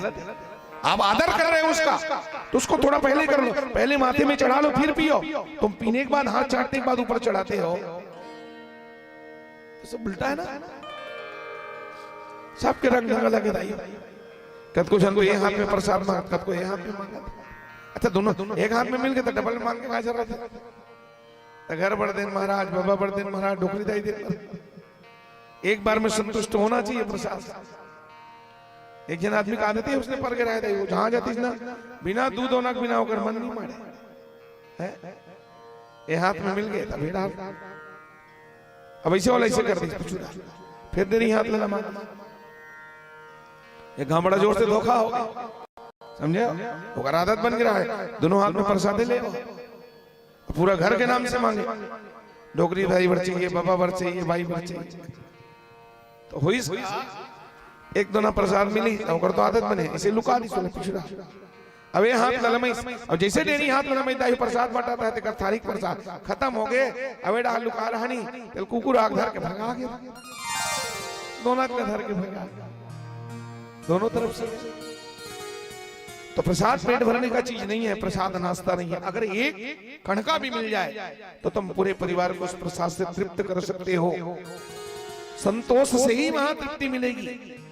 4 दोना से तृप्ति मिलने वाली 40 दोना भी खा लो, समझ गए? जितना मिला बस एक एक कणका कणका कणका, इतनी खुशी होती है।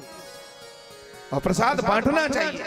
प्रसाद माने प्रसन्नता, तो तुम प्रसन्नता बांट रहे हो। तो जो प्रसन्नता बांटता है उसको भी खुशी मिलती है, वो सदा प्रसन्न ही रहता है। इसलिए हमेशा प्रसाद बांट करके ही खाना चाहिए मेरी माता। भगवान शंकर का प्रसाद सबको भाव से, सुंदर भावों से खाना चाहिए। भगवान के प्रसाद में कहीं पर और कोई भेद नहीं है।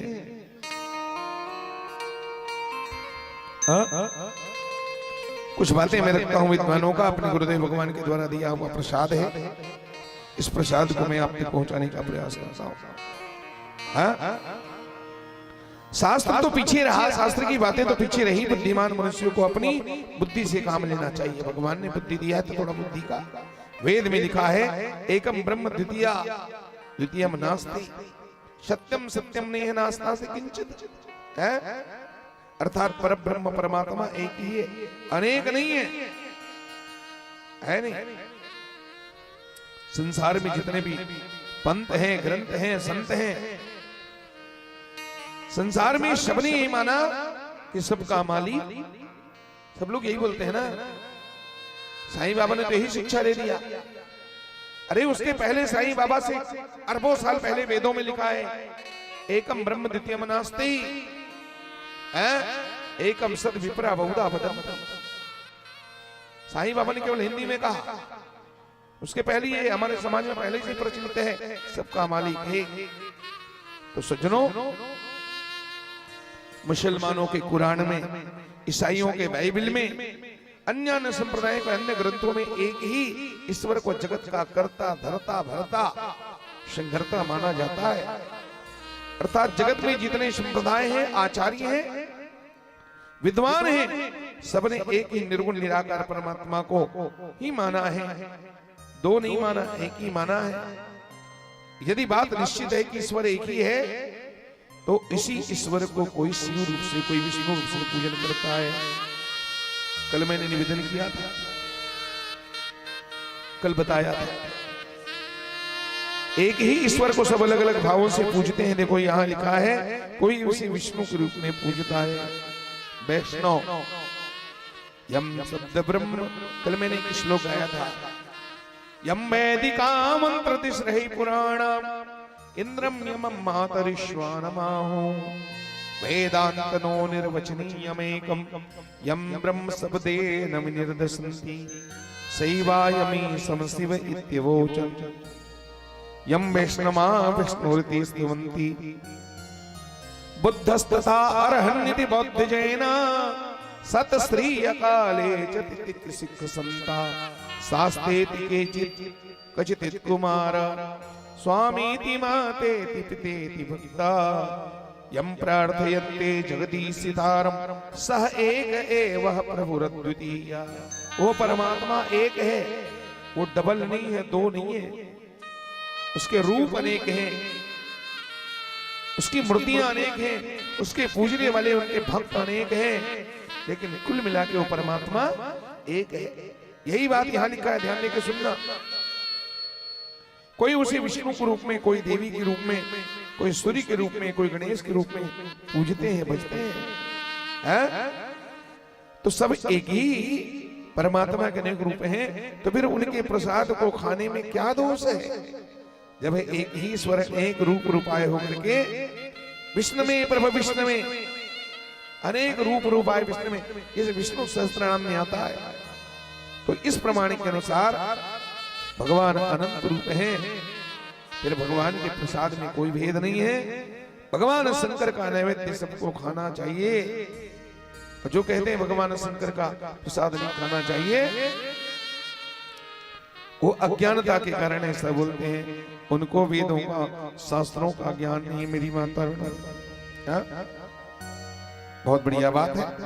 शिव नैवेद्य के जय हरि नैवेद्य तथा करोति भेद बुद्धिम यो ब्रह्मत्याम लभेत दुषः। देवी भागवत में एक श्लोक है, भगवान शंकर के नैवेद्य में, प्रसाद में और भगवान विष्णु के प्रसाद में जो अंतर मानता है, भेद मानता है, वो ब्रह्म हत्या के पाप से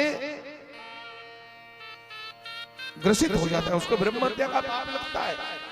भगवान के प्रसाद में कभी भी भेद नहीं मानना चाहिए। मेरी माताओं,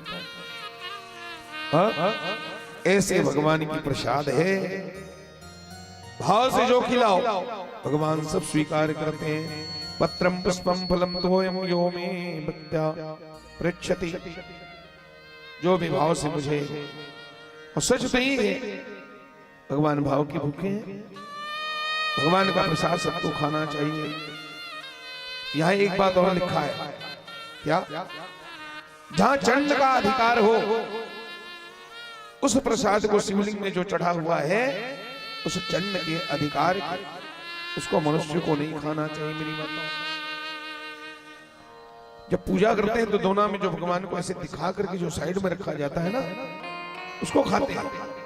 पर जो शिवलिंग में चढ़ा दिया आपने, उसमें आपका अधिकार नहीं है, उसमें भगवान के गण चंड का अधिकार है, और उसको नहीं खाना चाहिए। जहां चंड का अधिकार हो, उसको भक्ति पूर्वक प्रणाम करके दूर से उसको नमस्कार कर लेना चाहिए। और जहां चंड का अधिकार नहीं हो, उसको तत्काल भाव से प्राप्त कर लेना चाहिए। यदि ब्रह्म हत्यारा भी, ब्राह्मण की हत्या करने वाला जिसको ब्रह्म हत्या का पाप लगा है, गो हत्या का पाप लगा है, ऐसा भी भाव से सुंदर भगवान शंकर के प्रसाद को पाता है, समस्त पापों से मुक्त हो जाता है। देखो देखो, स्नापित्वा विधानेन यो लिंगस्नपनोदकम त्रिविधम पापम तस्येहा सुविनिश्यति। भगवान शंकर को जो जल से नहलाते हो, दूध से नहलाते हो, जल से नहलाते हो, वही तो भगवान शंकर का चरणामृत है। उस जल को पीना, उस जल को पीना चाहिए। उसके सारे 3 बार ओम केशवाय नमः, माधवाय नमः, नारायणाय नमः, जैसे 3 आचमन करते हैं ना, तो भगवान कि उस जल को, चरणामृत को 3 बार पीना। क्योंकि 3 ताप है, दैहिक, दैविक, भौतिक। इसलिए तीनों प्रकार के ताप को नाश करने के लिए भगवान शंकर के चरणों का जल, उनके अभिषेक का जल भाव से पीना चाहिए। अकाल मृत्यु हरणम, महाकाल के चरणों को, चरणामृत को पीने वाला व्यक्ति कभी अकाल मौत मरने वाला,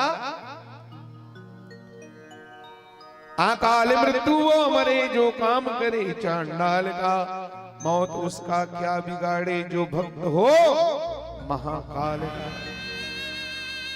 तो भगवान के चरणों का जो चरणामृत पीता है, उसके सारे पाप समाप्त हो जाते हैं। मेरी माता।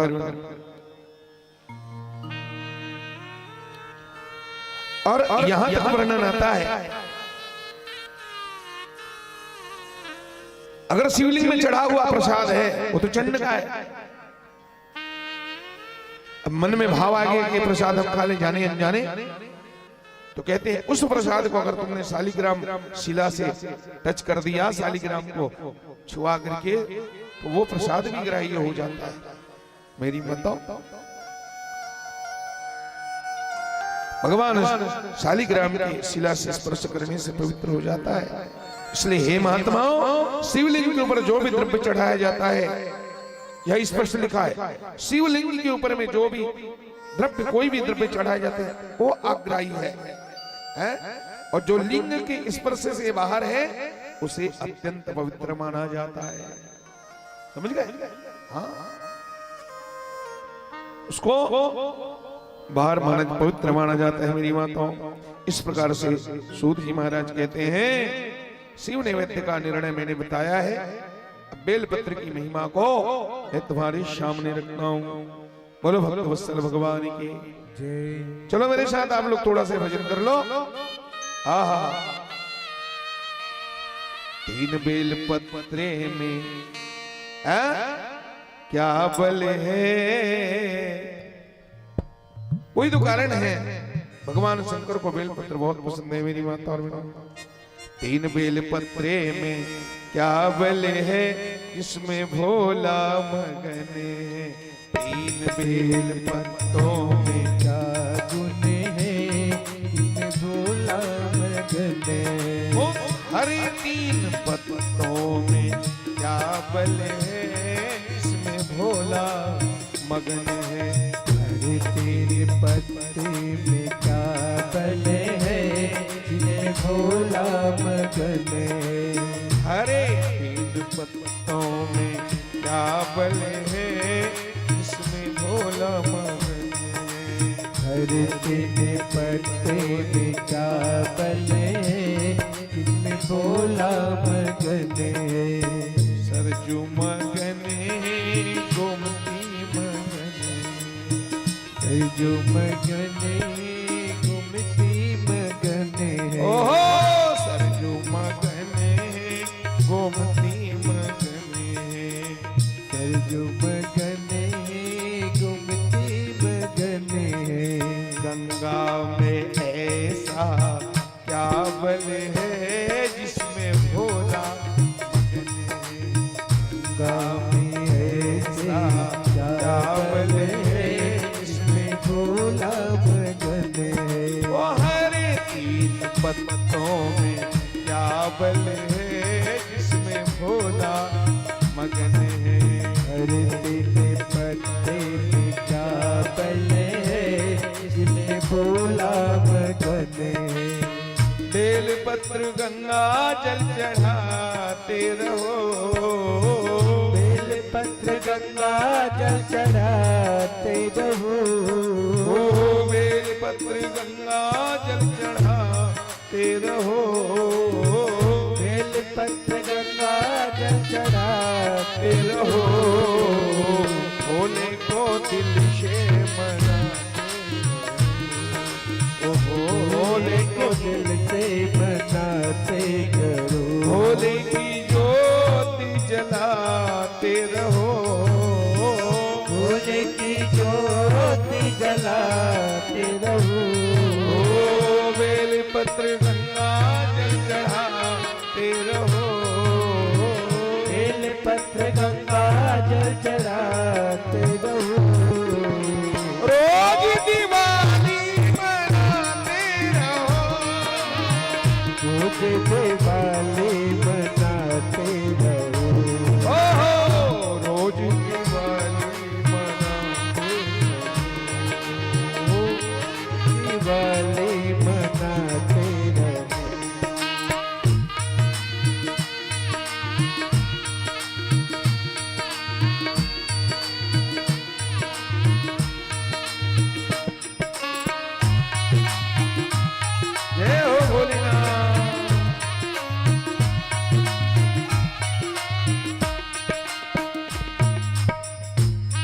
माता बहनों को, बाल बच्चों का तकलीफ है मेरी माताओं,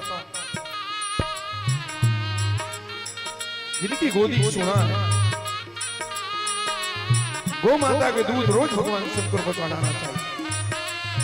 गाय का कच्चा दूध रोज शंकर जी को चढ़ाओ और उसी चरणामृत को पियो। ऐसी चमत्कार होगा अपने जीवन में, तुम्हारी गोद सोने में भर जाएगी, तुम्हारा कोप पवित्र होगा। भगवान शंकर को चढ़ाना चाहिए, उनका प्रसाद खाना चाहिए। सोना चांदी हीरे मोती भोले को नहीं भाता, सोना चांदी हीरे मोती भोले को नहीं भाता। ओ सोना चांदी हीरे मोती भोले को नहीं भाता, हीरे मोती सोना चांदी भोले को नहीं भाता।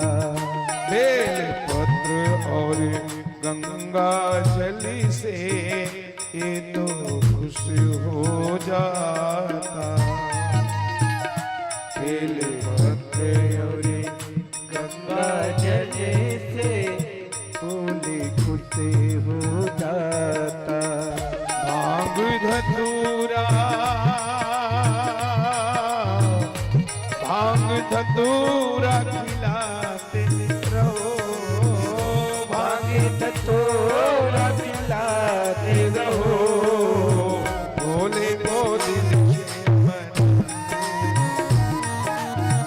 भोले को दिल से मनाते रहो। मनाओ जैसे भी मनाना है। क्या खिलाया जाए ए भोलेनाथ, अरे क्या खिलाया जाए, तुम्हें क्या पिलाया जाए, ओ भोलेनाथ तुम्हें क्या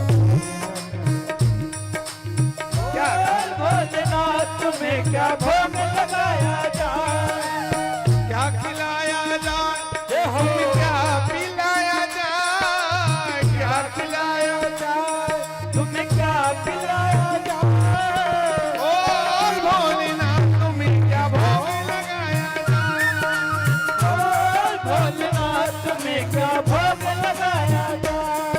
अरे कैसे मनाया जाए, तुम्हें कैसे रिझाया जाए, कैसे मनाया जाए, तुम्हें कैसे रिझाया जाए, बोल बाबा बोल तुम्हें क्या भोग लगाया जाए, बोल भोलेनाथ तुम्हें क्या भोग लगाया जाए।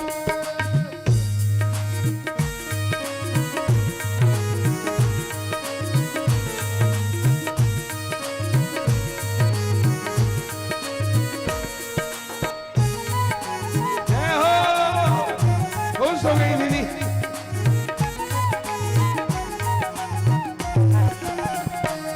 आप खुश हो जाएं वही मैं मंगवा दूं। भोलेनाथ आप खुश हो जाओ प्रभु, बस आपको जो पसंद है व्यवस्था हो जाएगी महाराज। आप खुश हो जाएं वही मैं मंगवा दूं, आप धतूरे की बूटी अभी पिसवा दूं। आप खुश हो जाएं वही मैं मंगवा दूं, आप धतूरे की बूटी अभी पिसवा। भोलेनाथ आप खुश हो जाए मैं मंगवा दूं, आप धतूरे की बूटी अभी पिसवा दूं। ओ बोलो भोले जी बोलो, जरा अखियां तो खोलो, भोले जी बोलो, जरा अखियां तो खोलो, अरे भोले जी बोलो, जरा अखियां तो खोलो, भोले जी बोलो, जरा अखियां तो खोलो। भांग घुटवा लो, और खाली भांग नहीं है, दूध मिलाया जाए, हे भोलेनाथ किशमिश डाली जाए, बादाम मिलाया जाए,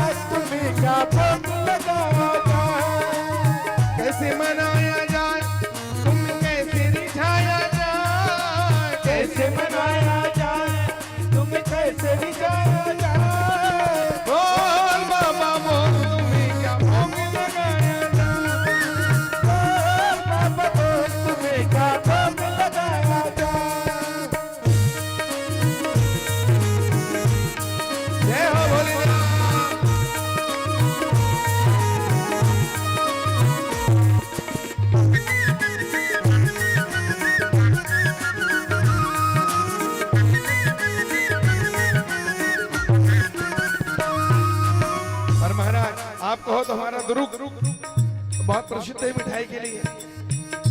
यहाँ तो जलाराम के बड़े बड़े मिठाई दुकान है महाराज, हैं? एक से एक बड़ी की मिठाइयां हैं। बर्फी रबड़ी कलाकंद भी आ जाए, हलवा पूरी कहो तो अभी बन जाए। बर्फी रबड़ी कलाकंद भी आ जाए, हलवा पूरी कहो तो अभी बन जाए। और देखो दीदी, भगवान शंकर की जब शादी होगी ना परसों, तो मेरे बाबा के लिए मिठाई लेके आना है आप लोगों को, बढ़िया बढ़िया। बर्फी रबड़ी कलाकंद आ जाए, हलवा पूरी कहो तो अभी बन जाए। बर्फी रबड़ी कलाकंद आ जाए, हलवा पूरी कहो तो अभी बन जाए। खीर चूरमे के साथ बोलो हे भोलेनाथ, खीर चूरमे के साथ बोलो हे भोलेनाथ। खीर चूरमे के साथ बोलो हे भोलेनाथ, खीर चूरमे के साथ बोलो हे भोलेनाथ। और प्याला हे बाबा, अरे दही मंगाया जा, रायता बनवाया जा, दही मंगाया जा, रायता बनवाया जा। बोल भोलेनाथ तुम्हें भोग लगाया जा, भोग लगाया जा। मेरी बहनों से निवेदन है, माताओं से थोड़ा खुशी आप भी भगवान को दो ना, अरे मनाओ ना, आप भी बनाओ भगवान को।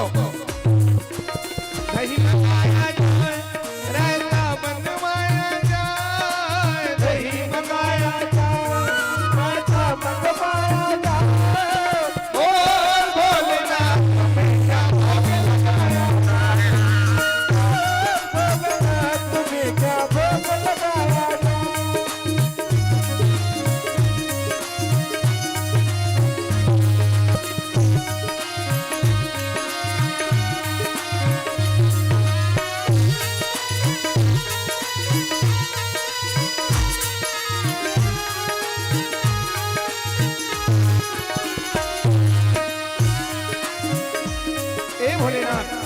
और सुनो महाराज, आम अमरूद, अगर आपको मिठाई से परहेज है, शुगर वुगर का डर है ना, महाराज एक काम करते हैं,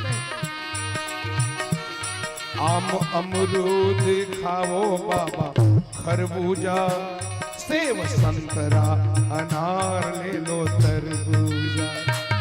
आम अमरूद खाओ बाबा, खरबूजा सेब संतरा अनार ले लो तरबूजा। काले अंगूर प्यारे, काले अंगूर प्यारे, इंदिरा मार्केट से मंगवा देते हैं। काले अंगूर प्यारे, संग में आलू बुखारे, काले अंगूर प्यारे, संग में आलू बुखारे। काले अंगूर प्यारे, संग में आलू बुखारे, काले अंगूर प्यारे, संग में आलू बुखारे। पियो रूह अफ़ज़ा, रूह अफ़ज़ा बनवा देते हैं भोलेनाथ। अरे दूध चढ़ाया तो तेरे मन को भाए, दूध चढ़ाया जाए तो तेरे मन को भाए। बोल बाबा बोल तुम्हें क्या भोग लगाया जाए, बाबा बोल तुम्हें क्या भोग लगाया जाए। कैसे रिझाया जाए, तुम कैसे मनाया जाए, कैसे रिझाया जाए, कैसे मनाया जाए।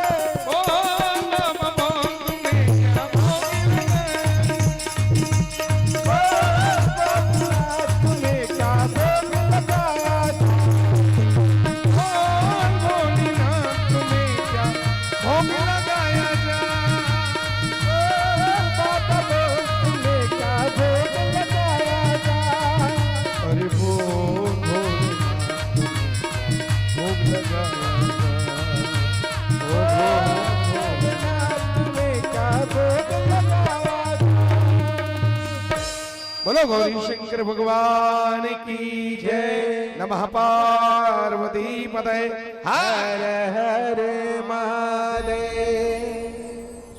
सज्जनों मेरी माता और बहनों, तो इस तरह से बड़ी महिमा है भगवान की।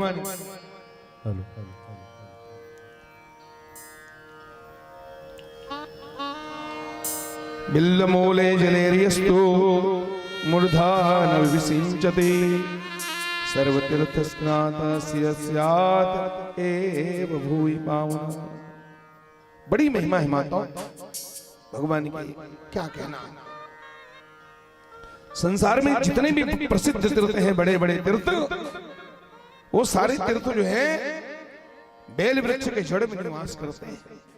बताइए, बड़े बड़े तीर्थों का निवास उस बेल वृक्ष के मूल में होता है। मेरी माता और बहनों, जो पुण्यात्मा बेल वृक्ष के मूल में लिंग रूपी अव्यय भगवान महादेव जी की पूजा करता है, उस बेल के नीचे में जो भगवान शंकर की पूजा करते हैं, वो निश्चित ही शिव पद को प्राप्त कर लेता है।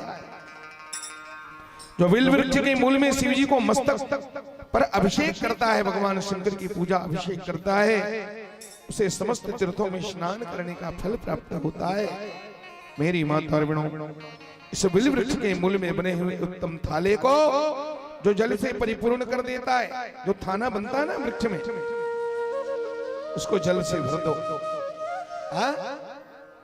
उस बेल वृक्ष के थाले में उसको जो जल से भर देता है, उसको देख करके भगवान शिव अत्यंत प्रसन्न हो जाते हैं। जैसे हम तुलसी की पूजा नाना प्रकार के मांगलिक द्रव्यों से करते हैं, ऐसे बेल की भी पूजा चंदन से, अक्षत से, गंध से, धूप दीप से करनी चाहिए। मेरी माता, ये है बेल की महिमा, ये बेल वृक्ष की महिमा है। जो व्यक्ति गंध पुष्प आदि से बेल वृक्ष के जड़ की पूजा करता है, उस शिवलोक को प्राप्त हो जाता है और उसके संतान और सुखों की वृद्धि होती है उसके जीवन में।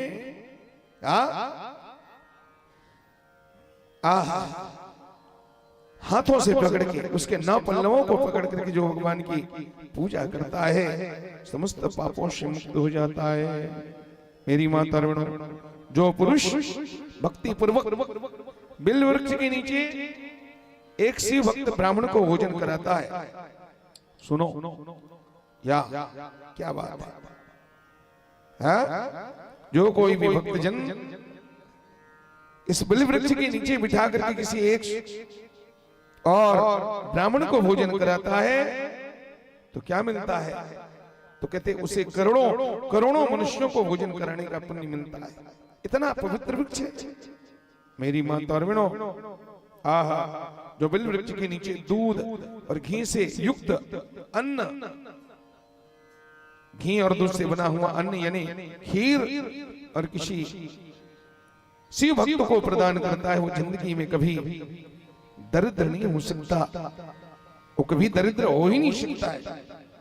मेरी माता और बहनों, ऐसे हे ब्राह्मणों, इस प्रकार से सांगोपांग शिवलिंग की पूजा का विधान को मैंने बताया।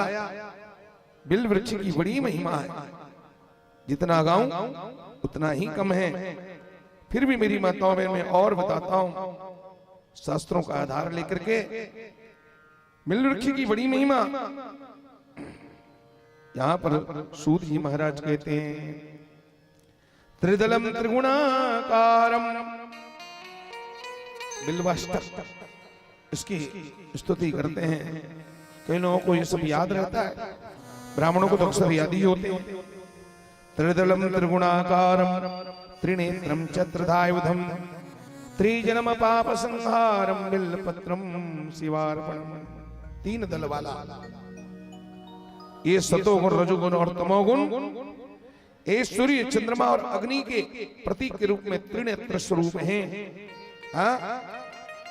ये 3 जन्मों के पाप को नष्ट करने वाला है। माताओं, जब हम 3 बेलपत्र भगवान शंकर में अर्पित कर देते हैं, त्रिशाखे बिल्वपत्रस्य अछिद्रै, छिद्र नहीं होना चाहिए। बेलपत्र कटा फटा कीड़ा से खाया हुआ ऐसा नहीं होना चाहिए। बेलपत्र हम कई लोग जानकारी नहीं है, बस उठा के कहीं कुछ भी लाए चढ़ा दिए, इसी से तो कामना पूरी नहीं होती और दोष देते हैं इतना पूजा करने के बाद फल नहीं मिला। अरे माताओं भाइयों, बेलपत्र जब भी चढ़ाया जाता है तो उसके डंठल को तोड़कर ही चढ़ाना चाहिए। उसके भार को भगवान शंकर बर्दाश्त नहीं कर सकते, पूरे डंठल सहित बिल्कुल जैसा ये, इसको तोड़ करके बिल्कुल नजदीक से तोड़ दो और तोड़ करके भगवान शंकर को चिकना भाग नीचे की तरफ करके अगर उसमें राम नाम लिख दिया जाए तो फिर तो क्या कहना है, भगवान शंकर तो तत्काल प्रसन्न हो जाते हैं। राम नाम लिख करके चढ़ाया तो मानो आपने शिव और राम को ही मिला दिया है, भगवान शंकर बहुत प्रसन्न हो जाते हैं। तो बेलपत्र जो है छिद्र रहित होना चाहिए, कोमल होना चाहिए, कोमल शुभ, कोमल कोमल। अगर ना मिले तो बड़े मोटे मोटे पत्तों को नहीं है तो, लेकिन जहां तक कोशिश हो कोमल पत्र चढ़ाना चाहिए। मेरी माता बनो, मैं भगवान शंकर की पूजा करता हूं, मैं शिव को बिल्वपत्र समर्पित करता हूं। अखंड बिल्वपत्र से नंदकेश्वर जो है भगवान की पूजा करने पर, शिव की पूजा करने पर शुद्धंति सर्व पापेभ्यो बिल्वपत्रम शिवार्पणम।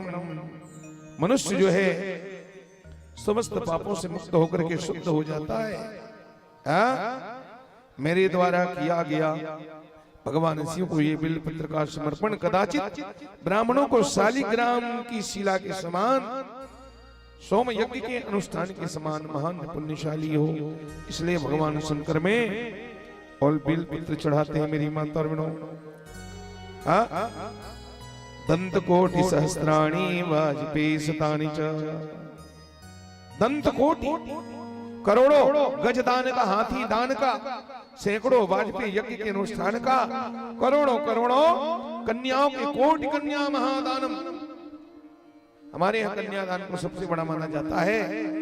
तो दंत कोटि सहस्त्राणि वाजपेयी शतानि च, करोड़ों हाथी दान करने का, करोड़ों वाजपेयी यज्ञ करने का, करोड़ों करोड़ों कन्या दान करने का जो पुण्य मिलता है, वही पुण्य भगवान शंकर को भाव से एक बिल्वम शिवार्पणम, एक बेलपत्र मात्र समर्पण करने से मिलता है। इसलिए बेलपत्र चढ़ाना चाहिए। लक्ष्म्यास्तनतोत्पन्नम महादेवस्य च प्रियम बिल्ववृक्षं प्रेक्षामि बिल्वपत्रम शिवार्पणम। मेरी माताओं, माता लक्ष्मी भगवान शिव की पूजा करती है भाव से, और लक्ष्मी माता ने ऐसा नियम बना रखा है, रोज 1000 नीलकमल भगवान शंकर को चढ़ाती है। नीलकमल भगवान शंकर को बहुत प्रिय है। प्रयास करके कहीं से कभी भी साल में एक आध बार नीलकमल भगवान शंकर को चढ़ाना तो माता लक्ष्मी का नियम है। और हमेशा नीलकमल चढ़ाती भगवान शंकर, 1000 नीलकमल रोज चढ़ाती भाव से। शिवार नमस्तु कह करके मेरी माता, एक दिन भगवान शंकर के मन में ठिठोली सूझी।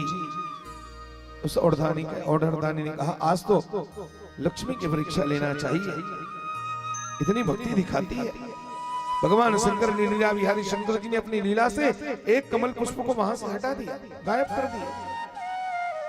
और माता लक्ष्मी शिव सहस्त्रनाम से, सहस्त्रनाम का पाठ भी चल रहा है, एक एक कमल के पुष्प अर्पण हो रहे हैं। ऐसे करते करते जब सहस्त्रनाम पूरा होने को आया तो 999 बेलपत्र तो चढ़ा ली, लेकिन 1000वां नंबर, और वो नीलकमल गायब था। मेरी माता, नीलकमल 999 तो चढ़ाई, पर 1000वां नीलकमल गायब हो गया था। माता अगल बगल देखी, कहां छुप गया, कहां खो गया। पूजा के सब परातों को अगल बगल देखती, जांच करी, लेकिन नहीं मिला। माता लक्ष्मी सोची, मेरा पूजन खंडित हो जाएगा, भगवान मुझसे नाराज हो जाएंगे, मेरी कामना पूरी नहीं होगी, क्या करूं। उस समय उस महालक्ष्मी ने उस 1000वें पुष्प के रक्त स्थान को भरने के लिए माता महालक्ष्मी ने अपना स्तन काट करके भगवान शंकर के उस शिवलिंग पर अर्पण कर दिया सज्जनों। और भगवान शंकर प्रसन्न होकर के प्रकट हो गए माता लक्ष्मी को दर्शन देने के लिए। बोलो भक्तवत्सल भगवान की जय। लक्ष्म्या स्तनत उत्पन्नम, ये लिखा है, स्पष्ट प्रमाण है। माता लक्ष्मी के स्तन से ही बिल्व वृक्ष प्रकट हुआ है। शंकर जी प्रकट होकर के दर्शन दिए, आशीर्वाद दिए, मां तुमने इतनी भक्ति दिखाई, अपना स्तन काट करके तुमने मेरा वंदन किया है, पूजन किया है, तो शंकर जी ने आशीर्वाद दिया है तुम्हारे इस स्तन से संसार में बिल्व वृक्ष प्रकट होंगे। मेरी माता, ये बेल का पेड़ माता लक्ष्मी के स्तन से ही प्रकट हुआ है, इसलिए इसका एक नाम श्री वृक्ष भी है। श्री नाम है माता लक्ष्मी का, इसलिए बेल वृक्ष का नाम श्री वृक्ष है। मेरी माता और बहनों, अभी तो साक्षात लक्ष्मी का रूप है, कितना पवित्र वृक्ष है। सोचो, ऐसे बिल्व का घर में होना चाहिए कि नहीं होना चाहिए? बस मैंने अपने बड़े बुजुर्गों से सुना है कि अपने घर के दरवाजे पर बेल वृक्ष का होना जरूरी है। घर के दरवाजे पर सामने में मुहाने में बेल का पेड़ हो और घर के पीछे भाग में केला का वृक्ष होना चाहिए। केला, समझ गए? केला भी पवित्र पेड़ है। जिसका गुरु कमजोर है, 9 ग्रहों में, उनको बृहस्पति वार को व्रत करके केले वृक्ष की पूजन करना चाहिए, उससे गुरु प्रबल होता है। और जिसका गुरु प्रबल हो गया, दुनिया में उन्हें किसी बात की कमी नहीं। इसलिए जैसे तुलसी माता हर समय वंदनीय पूजनीय है, इसी तरह केले के वृक्ष की भी पूजा करनी चाहिए। समझ गए? और बेल वृक्ष को तो घर के दरवाजे पर, हर हिंदुओं के घर के दरवाजे पर होना चाहिए। बाड़ी में कहीं भी हम लगा देते हैं वो तो ठीक है, लेकिन अगर उसको शास्त्र विधि से लगाया जाए तो उसका ज्यादा फल है। मैंने किसी विद्वान पंडित से सुना था कि पीछे केला, घर के पीछे केला, आगे बेल, फिर देखो लक्ष्मी का खेल, फिर देखो लक्ष्मी का खेल, भंडार भरेगा तुम्हारा। पीछे केला, आगे बेल, फिर देखो लक्ष्मी का। नहीं है तो जहां कहीं भी तो ठीक है, लेकिन अगर सुविधा है, साधन है, तो कोशिश करो बिल्व वृक्ष घर के दरवाजे पर होना चाहिए। मेरी माताओं, कन्यादान के समान कोई बड़ा दान नहीं है। कन्यादान की पहचान होती है, बेटियां भाग्यवान होती हैं। कन्यादान, जिनके पास कन्यादान नहीं होते, खुद की कन्या नहीं होते, तो कन्यादान का और पुण्य प्राप्त करने के लिए हम अपने रिश्तेदारों के कन्याओं को बेटी मान के दान करते हैं कि नहीं? वो तो एक कन्या है सज्जनों। यहाँ तो भगवान शंकर को भाव से बेलपत्र चढ़ाने से कोटि कन्या महादानम बिल्वपत्रम शिवार्पणम। आहा, विष्णु प्रिया भगवती लक्ष्मी के वक्षस्थल से प्रादुर्भूत महादेव भगवान शंकर को अत्यंत प्रिय बेल वृक्ष की मैं वंदना करता हूँ। बेल वृक्ष को मैं भगवान शंकर के चरणों में बिल्व पत्र को समर्पण करता हूँ। जैसे तुलसी माता के दर्शन करने से दरस परस अघनास जाके दरस, तुलसी माता की स्तुति में आती है ना? तो थोड़ा सा तुलसी को भी वंदन कर लें। हालांकि ये प्रसंग यहाँ है, अरे सती वृंदा वही तो तुलसी बनी ना, और शंखचूड़ की पत्नी, जालंधर की पत्नी शिव पुराण में विस्तार से है। तो जैसे तुलसी माता वंदनीय है, लिखा है जाके दरस परस अघनासत, नमो नमो तुलसी महारानी, नमो नमो हरि के पटरानी, शालिग्राम की भई पटरानी, शालिग्राम की पटरानी है। नमो नमो तुलसी महारानी। जाके दरस परस अघन नासत। तुलसी के दर्शन से जैसे बड़े बड़े पाप छूने से पाप समाप्त होते हैं, तो बेलपत्र के लिए कहा गया है दर्शनम बिल्व वृक्षस्य स्पर्शनम पापनाशनम। दर्शन करो, चलते कहीं भी आते जाते अगर बिल्व वृक्ष रास्ते में दिखे तो भाव से प्रणाम करना, और छू देना तो फिर क्या कहना है, छूने से सारे पाप समाप्त हो जाते हैं।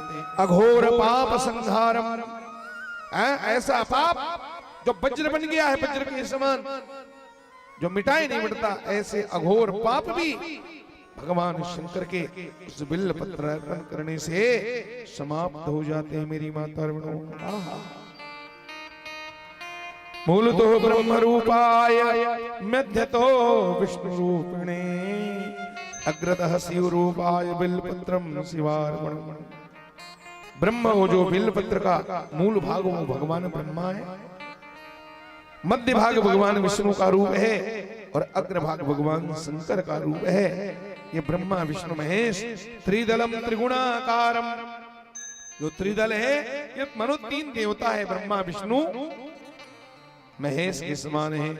ऐसे बिल्वपत्र को भगवान शंकर के चरणों में अर्पण करता हूँ।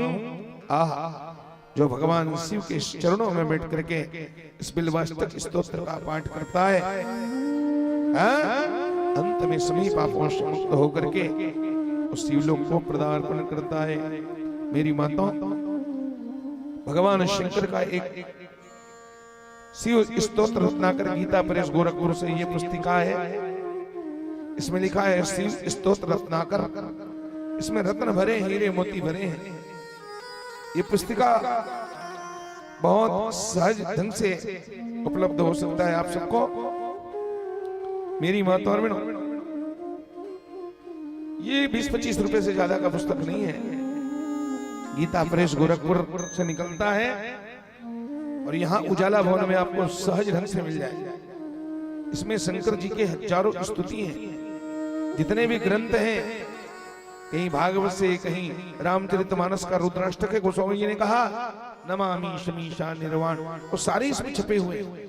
देवी भागवत में जो स्तुति है शिव जी का ब्रह्म वैवर्त पुराण में, सारे अलग अलग पुराणों के स्तोत्रों को संग्रहित किया गया है। ये 20, 25, 30, 35 उससे ज्यादा का नहीं। अब बिल्कुल इसके श्लोक सरल सरल है, तो इस श्लोक से ही स्तुति रोज किया करो। मैं कैसे कैसे अलग अलग स्तोत्रों से भगवान की पूजा करूं, इसमें सब वर्णन है। और एक काम करते हैं, हम ही ला करके आप लोगों को अगर दे दें तो कैसा रहेगा? हम लोग रखोगे ना? तो 25-50 पुस्तिका। कल मैं गया था वहां शाम के समय, तो मैं मूल शिव पुराण लेके आया हूं पाठ करने वाले। ये पंडित जी पाठ कर रहे हैं उसका मूल शिव, जिसमें केवल संस्कृत होते हैं, और एक लिंग पुराण भी मैंने ले आया। तो मन में भाव तो था, लेकिन मैं बातों बातों में भूल गया। तो मैं 25-50 पुस्तक उसको मंगवा देता हूं। आप लोग उसका जो दक्षिणा है उसमें, और बिल्कुल सामान्य कीमत है। अन्य प्रकाशन में वही पुस्तक जो यहाँ गीता प्रेस में 25 रुपए मिलने वाला है, तो वही पुस्तक दूसरे प्रकाशन में 100 रुपए में मिलता है। इतना अंतर है। तो 25-50 रुपए का पुस्तक है, ग्रंथ, ये हर हिंदुओं के यहाँ होना चाहिए। इसको रखेंगे ना आप जरूर। आज हम शाम के समय जाकर के लाएंगे और कल आप सब लोगों को उपलब्ध करा देंगे मेरी माताओं। तो ऐसा है बिल्व वृक्ष की महिमा, अनंत महिमाओं से भरी हुई। ऐसा कोई देवता है दुनिया में जो सहज। अब बेल वृक्ष की क्या कीमत है बोलो ना? रुपया देना नहीं पड़ता, रुपया पैसे से हम खरीद नहीं सकते, सहज है। इसलिए तो भक्त लोग गाते हैं, भाव से गाते हैं, पत्रम पुष्पम फलम तो यम। भगवान कहते कुछ भी दे दो मुझे, सब स्वीकार है। भाव का भूखा हूं मैं, अरे भाव ही एक सार है। भाव से मुझको भजो तो पल में बेड़ा पार है। अन्न धन और वस्त्र भूषण, सोना चांद हीरा मोती, कुछ न मुझको चाहिए। भाव से एक फूल दो, ओ मुझे स्वीकार है। भाव का भूखा हूं मैं, अरे भाव ही एक सारे। भगवान सब में मानते हैं, दो चढ़ाव सब बन जाते हैं, लेकिन बिहार में भोजपुरी में वहां के भगत गाते हैं, कहें शंकर जी को कैसे मनाए, ये तो बिल्कुल सरल देवता है। भक्तों का भाव है, वो तो सहज में मान जाते हैं, मान जाते भोले मनाने वाला चाहिए है? लेकिन बिहार में भोजपुरी में वहां के भगत गाते हैं, क्या गाते हैं? कादे के शिव को मनाइब हो शिव मानत नहीं, कादे के शिव को मनाइब हो शिव मानत नहीं। सबको भाव है, सरल सा भाव है, कुछ नहीं है इसमें, अन्यथा कुछ नहीं है, भक्तों का अपना मनोभाव है। कादे के शिव को मनाइब हो शिव मानत नहीं, कादे के शिव को मनाइब हो शिव मानत नहीं। मानत नहीं शिव मानत नहीं, मानत नहीं शिव मानत नहीं, मानत नहीं शिव मानत नहीं, मानत नहीं शिव मानत नहीं। कादे के शिव को मनाइब हो शिव मानत नहीं, कादे के शिव को मनाइब हो शिव मानत नहीं। खोवा जलेबी शिव के मनु न भावे, खोवा जलेबी शिव के मनु न भावे, ओ पेड़ा जलेबी शिव के मनु न भावे, पेड़ा जलेबी शिव के मनु न भावे। भांग के गोला कहाँ पाई हो शिव मानत नहीं, भांग के गोला कहाँ पाई हो शिव मानत नहीं। कादे के शिव को मनाइब हो शिव मानत नहीं, कादे के शिव को मनाइब हो शिव मानत नहीं। साल दुशाला शिव के मनु न भावे, साल दुशाला शिव के मनु न भावे, साल दुशाला शिव के मनु न भावे, साल दुशाला शिव के मनु न भावे। मिर्गा के छाला कहाँ आई हो शिव मानत नहीं, मिर्गा के छाला कहाँ आई हो शिव मानत नहीं। कादे के शिव को मनाइब हो शिव मानत नहीं, कादे के शिव को मनाइब हो शिव मानत नहीं।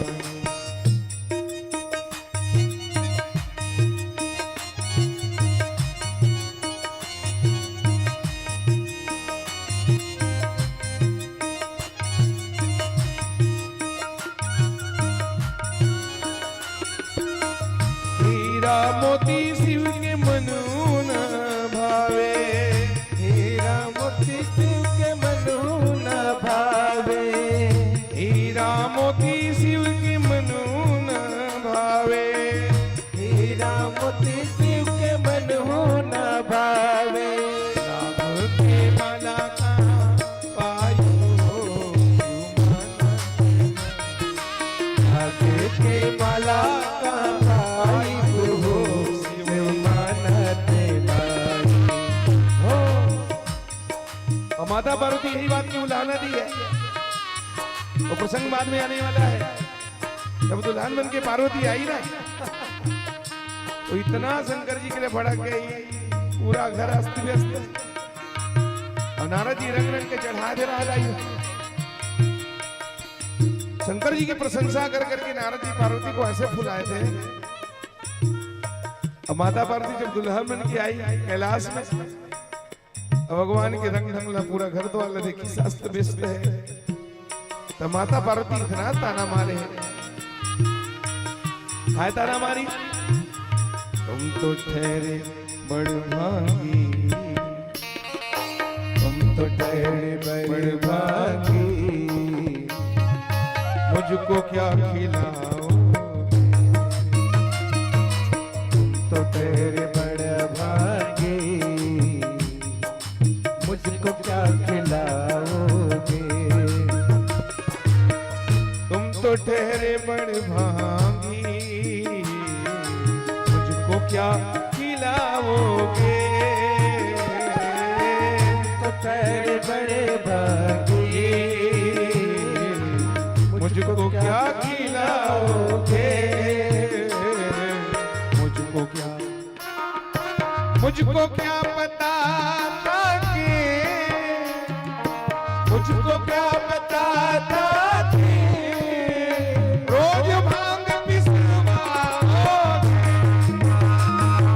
मुझको क्या पता था कि रोज भांग पिसवाओगे।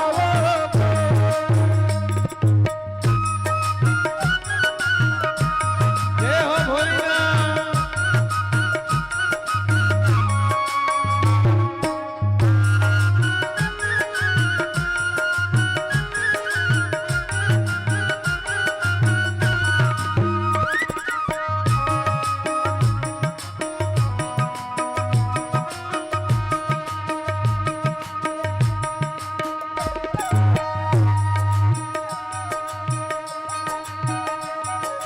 काहे के शिव को मनाई बो, शिव मानत, काहे के शिव को मनाई बेहू, शिव मानत नाही, शिव मानत नाही, शिव मानत नाही, ओ शिव मानत, शिव मानत नाही।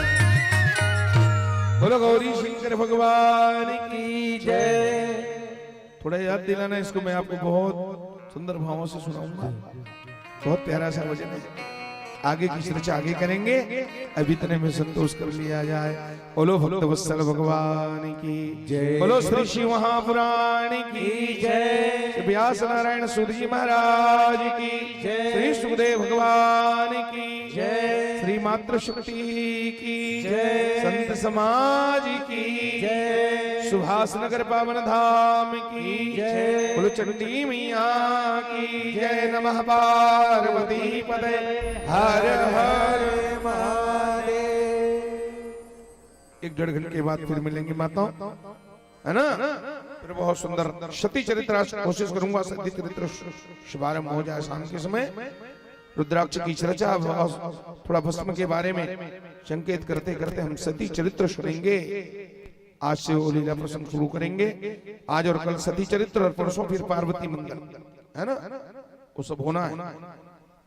बहुत लंबा चौड़ा है शिव पुराण में भाई, अब कितना हम बताएं और क्या बताएं, हमारी खोपड़ी काम नहीं करती, दिमाग हमारा अपसेट हो जाता है। चरित्र सन्नु गुरजार मन, सागर है सागर, और वहां से मोती निकालना है, बहुत कठिन काम है। फिर भी भगवान जिससे हमसे बुलवाते हैं बोल देते हैं। आगे शंकर जी जो गति देंगे, मति देंगे, बुद्धि देंगे, उसके आधार पर पुनः आपको इस कथा सागर में हम गोता लगवाने का प्रयास करेंगे।